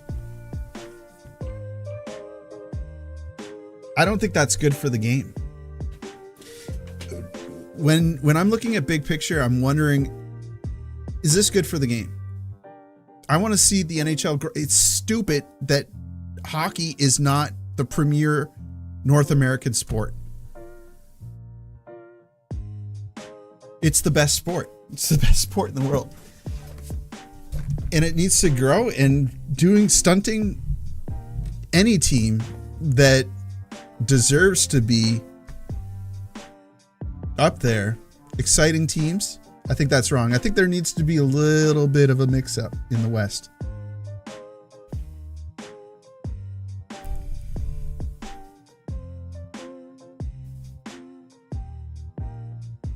Future does look bright. Yeah, agreed. Do you think that Struble or more obviously Xhekaj again? We'll talk about that. Yep, Texier so far was the best thing about having injuries this season. Agreed. Beck wins faceoffs. He does win faceoffs. Good point, Johnny. I think he had an 83% faceoff percentage the other night, when the next highest was Suzuki with 47% or something like that. But obviously Beck was getting favorable face-offs against weaker players. I still think that Beck could be a really good face-off guy. Fellow New Brunswicker here, love the channel, congrats on 20k. Been here a while, but usually stay out of the comments, etc. If you are ever in Fredericton, stop by Flippin' Sparkade for a beer on me. No way. Absolutely. I don't go to Fredericton often, but I have family there. This young core is doing well. Yep. Veleno can't be scratched. Oh, Veleno. I'm not going to talk about Veleno. Bon matin from Australia. Another Australian. What? Why are we getting all the Australians tonight? G'day, mate. Welcome to the stream. For some reason. Hey, Whiskeylung, congrats on 20k. Thank you. Snack. C'est toi le meilleur, man. Merci, Dan Do 450. I like the parody, but it bothers me that shitty reffing can have such an effect on the standings because of it. Yeah, no kidding. No, I hate 2 versus 3, 1v8. Switch back was always the best. Yeah, I know. But Bettman said there's no way. For Florian, how does Florian make the team? Because we need him. He's got to develop his game. This team needs to get bigger and not messier, but this team needs to get grittier. You think they should rework the divisions or something like that? I think they should rework the divisions or something like that. Yeah. No. Penses? Oh, that's not a word that hits my ear very often. Au Australien suite à la tragédie de Bondi Beach. Oh, I recognize Bondi Beach. Holy smokes, man. I'm not smart enough to elegantly talk about that, but heartbreaking. I can't believe stuff like that's happening. I hate the whole division system. Just make it conference like the NBA. Yeah. Montreal had 30% face-off against Philadelphia. Explains the low shots on goal in the first and second. Well, they got friggin' Couturier and Dvorak now taking face-offs. It's like the 2 best face-off guys in the league on that cruddy team. Please scratch Veleno. I know, man. I know. I know what you're talking about, Lancer. You are in love with Veleno. Tell Martin St. Louis. That tweet, if Montreal can unlock Veleno, look out, always cracks me up. I love that from, and I really, really, really like, why am I forgetting his name? Starts with an M. Jeff. I really like Jeff. But yeah, that was funny. If Montreal can unlock Joe Veleno, look out, watch out, or whatever. Please talk about Veleno. No, I don't want to talk about Veleno. Let's look at his stats. Joe Veleno. All right, let's look at his stats. He, in 28 games, he's achieved 2 goals, 1 assist, and 3 points for a -9.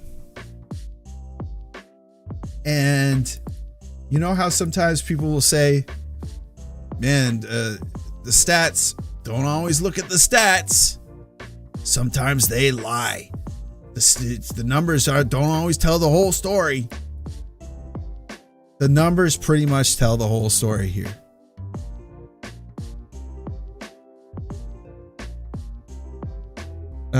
We'll have to wait for Gary to be out for any chance of changes. Yeah, the way that Gary's talking, he's not going to leave the league ever. Although it sounds like he's chosen his successor. Who knows? Maybe we can get the Nordiques back too. Yeah, right. That's never happening. Florian Beck Anderson. I'd try it. That's an identity line right there. Grats on 20K Whiskey. Couldn't think of another hockey enthusiastic who deserves it more than you. Thank you so much.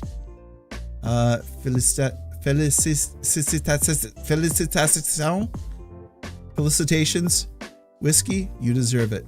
I like Veleno. He's a hard worker and learning the team structure. Easy to dump on the last man in. He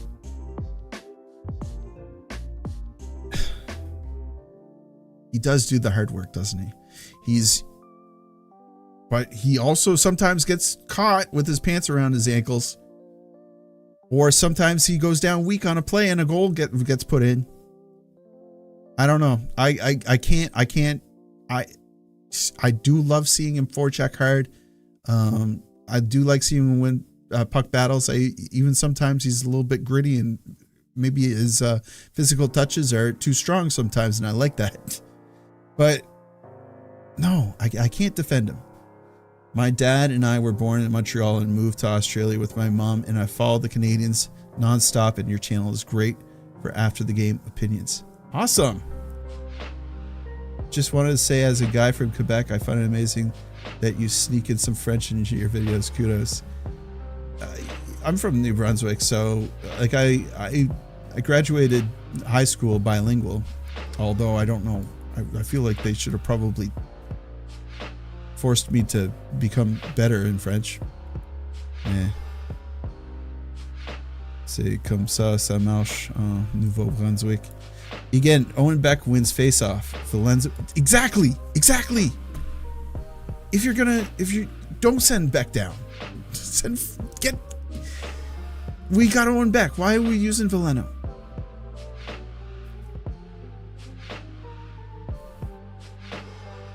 They're not confident with Veleno. They put Veleno on the PK.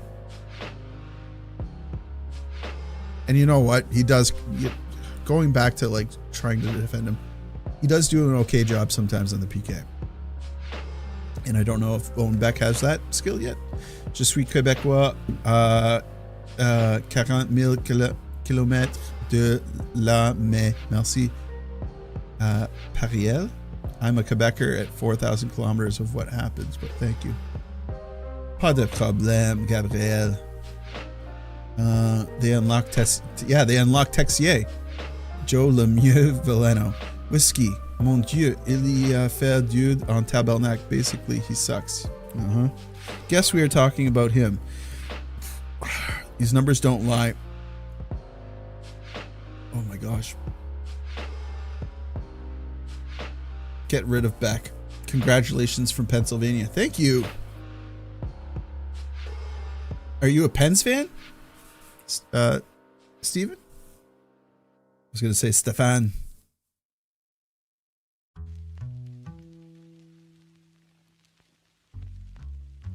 -9, but what is the D zone start percentage? True. I don't get it. How does Martin St. Louis make Caulfield look good, but can't make Beck look good? Yeah, I was really, I don't know. I thought Beck would implement well this season, but he's not where he needs to be a lot of times. You see him floating, and he never puts himself in the right spot. He's only useful in PK, and I'm sure another player can do just as well. You're probably right. Valeno is like the team. He's inconsistent. Hey man, been watching for a while, and it's been a pleasure to watch you grow your channel. I look forward to your vids after each game and wish you the best going forward. Congrats on 20K. Thank you, Peter. I wish trade back. No, yes, it's the sometimes Valeno's. Becca's potential to be Placanic 2.0. Très bon français. Merci. Minus the turtleneck. No, well, maybe if he needs to unlock himself by wearing a turtleneck. If you count the on-ice goals against only the top 6 offensive players, you'd be shocked, and pile that on with their offensive starts. I know.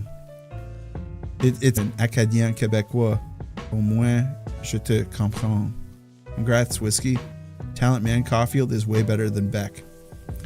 Yeah.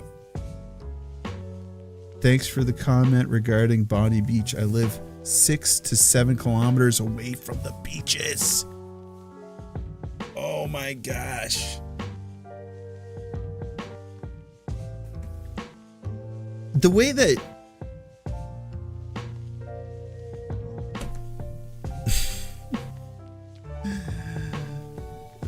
I'm catching a buzz, but the way that the world has become hyper political, and the news is shoved in our face all the time, more so now with social media and people becoming armchair analysts and so on and so forth. It's terrifying sometimes seeing these things happen, and it's yeah, it's pronounced Bondi. Uh-oh. Sorry about that. Anyway, again, I don't have an elegant enough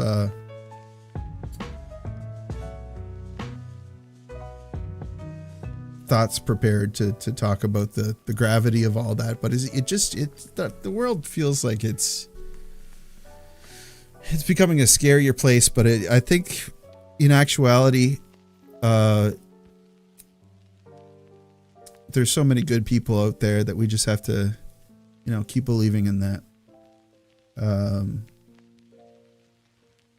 But yeah, I hate these tragedies, man. Where do you think Laine fits on the roster when he comes back? There's only a couple of places. Okay, warning, negativity. There's only a couple of places where Laine does fit on the roster. He's a power play specialist, so he fits on power play 1 or 2, and everywhere else, to me, he's a liability unless he's being given good deployments. And when he's getting given those good deployments, you better hope that he's with somebody that can protect the puck, because if he's in the defensive zone, you're basically playing with one less player. Like, that's what we've seen so far, so that's all we can comment on. I love the guy.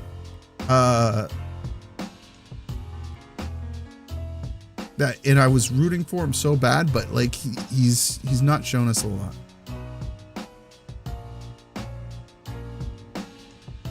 What do you think about the Anderson for no trade rumors? I really enjoy the grit that Andy brings, especially in the playoffs. But on the other hand, Deneau is such a good shutdown C in my opinion. Quebec.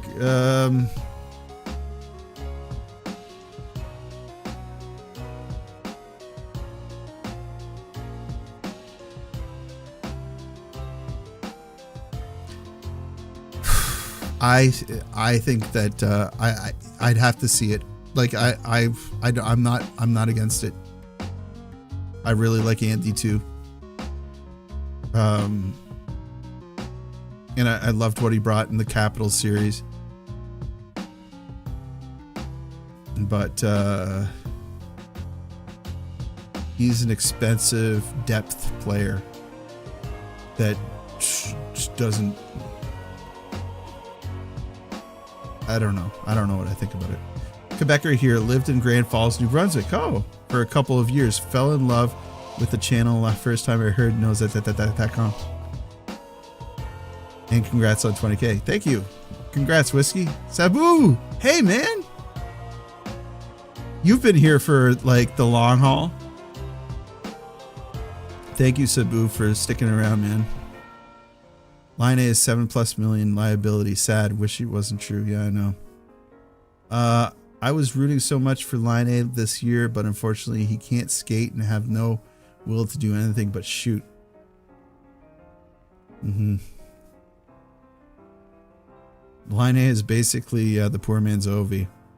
He needs to be deployed in the offensive zone all the time, and he needs his one shot per shift. And even then, is he valuable? I don't know. That being said, if the first line plays like they did against Philadelphia,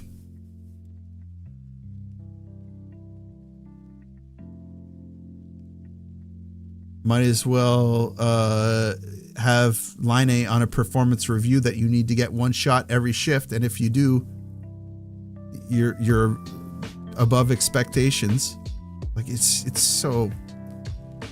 Yeah, I think I'm gonna call it a night soon because I'm getting negative. Line A was showing flashes of defensive responsibility before he got injured. He was. He's got a big stick. He's really good with his stick.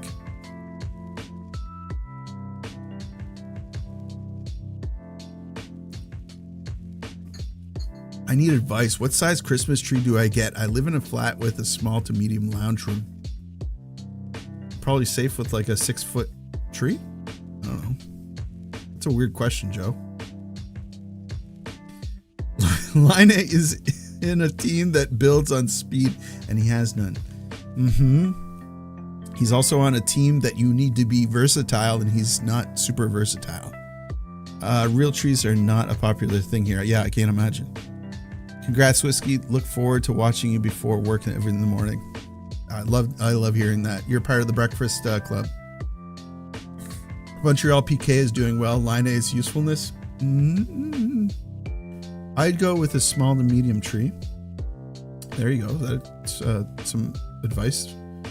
They're measured in centimeters. So however many centimeters is 6 feet. Get a Charlie Brown tree. It fits in any room. Yeah, because they bend over, right? Guess I'm the night crew. Yeah, there's like a night shift. You're like a late night snack or a 12 midnight snack. You're part of the midnight snack crew. All right. Let's get this off of Joe Valeno's screen here. Are we going to talk about some of the posts on the subreddit? It's almost 12 o'clock. I'm going to go to bed soon. Oh yeah, did you see Montembeault in Rockets gear? That's trippy. What does he say here? They just have Zach Bolduc I'm playing with. This is topical. Zach Bolduc I'm playing with Nick Suzuki and Cole Caulfield. They just have a certain chemistry between them. I can bring my speed, intensity, energy, win 1v1 puck battles, recover pucks on the forecheck for them. These are things I want to bring on this trio. I feel privileged to play with them. And he does do that, but it's a lot of time he's not successful, and then a lot of times they fail to get set up. It's bizarre.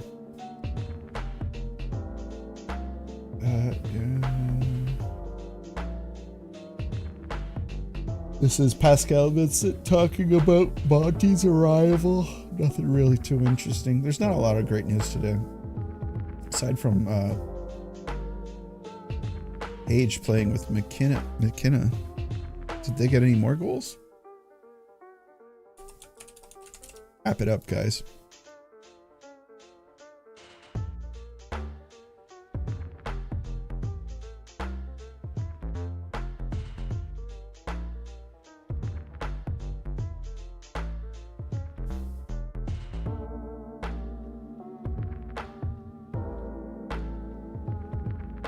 Oh, I guess the game was over hours ago. What am I talking about?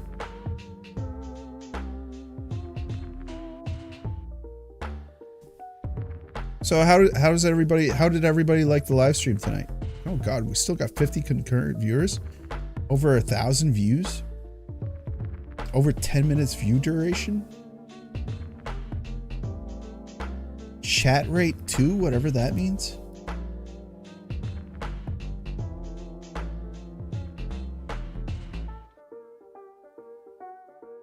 Yeah, we did all right tonight. How do I wrap this up?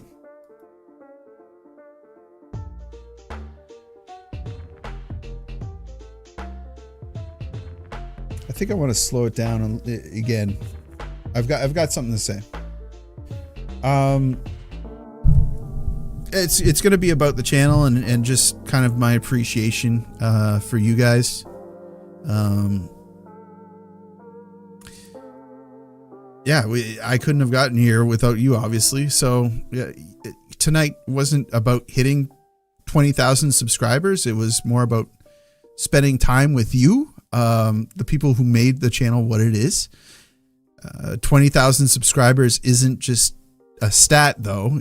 It's 20,000 people who have chosen to be here, listen, engage, compliment, argue, laugh, care about hockey, the Montreal Canadiens unity, and I don't take that lightly. We're gonna build on that. We're just getting started, really.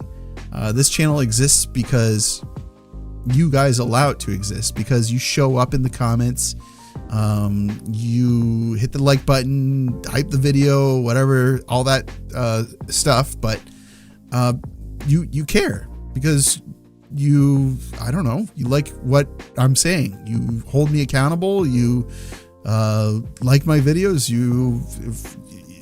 I'm hearing that you wake up in the morning to watch my videos, and that's even hard to like wrap my mind around, that you have somehow fit me and our community into part of your routine. You guys make the conversation so much better. You make my day better. You're accepting of others in the comments, in chat tonight. We had fun in chat, I think. All of those things I could never have expected when I started this channel. I did not think that our community would evolve into something like this. And it's something I'm so grateful for in my life right now. I talk about our channel with my family. I talk with my son, who I hope has some sort of interest in what dad does. Like, we'll talk about it, and he'll be like asking me questions, and he's 5 years old, but he's getting to the age now that he asks really good questions, and he'll say like, why is hockey so important to you? You know, and I'll tell him that it's entertainment, but it's something that I grew up with. It's something that I find comfort with. It's something that means a lot to me. And I think that I'm sowing something in him, and that you guys are kind of a part of that. So like I said, it's something I'm so grateful for, and there's a lot more coming, more videos, more live streams, more Whiskeylung lounges, more conversations like this, the kind that you don't need to, be screaming about or getting overly passionate about. I think that we talk like in a pretty realistic manner when we do get into these conversations. And yeah, just honestly, I like getting your perspective. I like being able to have people that are just as passionate as me about hockey to bounce things off of, because I don't know, it feels like as you get older, your circle of friends shrinks a little bit, and I don't keep it in touch with as many friends as I used to, and I think some of that is because my lifestyle changed a lot when I became a dad, and I'm a lot more responsible now, and I'm not always, down to hang out with my friends. I'd rather be spending time with my family. I think that's understandable. But for some people that maybe don't have kids or want to just live the friend lifestyle, maybe that's hard for them. I don't know. But again, if you've been here since August 2024, or if you just joined somewhere along the way, I'm glad that you found the channel. I'm glad that you're part of this community. And if tonight, however long you've been here now, you're a part of this. So thank you very much for your time. Thank you for your support. Thank you for trusting me with the space that we've created in this channel. And I think we'll do this again real soon. So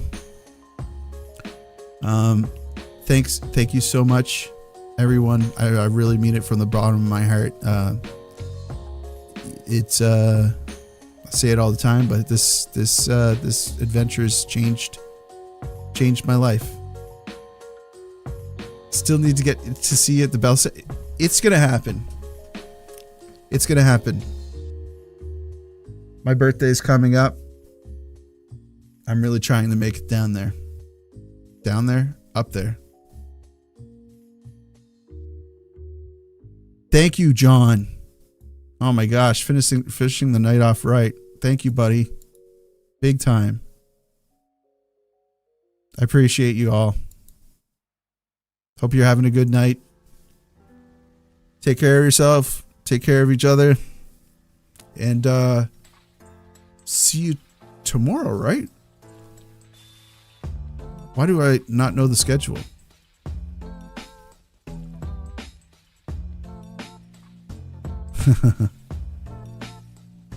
I can get to Montreal fairly cheap. I don't need to win the lotto.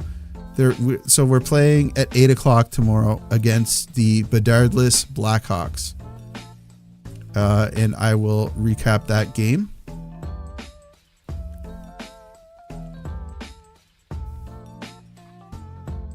Actually, oh my gosh. I might not be able to recap the game tomorrow, guys. I just realized I'm staying at a hotel with my son. We're going to watch the Wildcats game. I can't believe we didn't talk about that tonight. Yeah, we're going to watch the Moncton Wildcats play tomorrow night at the Avenir Center. But I will get a video to you probably on Friday. So I guess I'll see you then. I guess we just say goodbye. Have a good night. I don't have an outro. You know what to do. Like the video, helps me out with search results. Subscribe if you're not already a subscriber. And as always, I will see you down in the comments.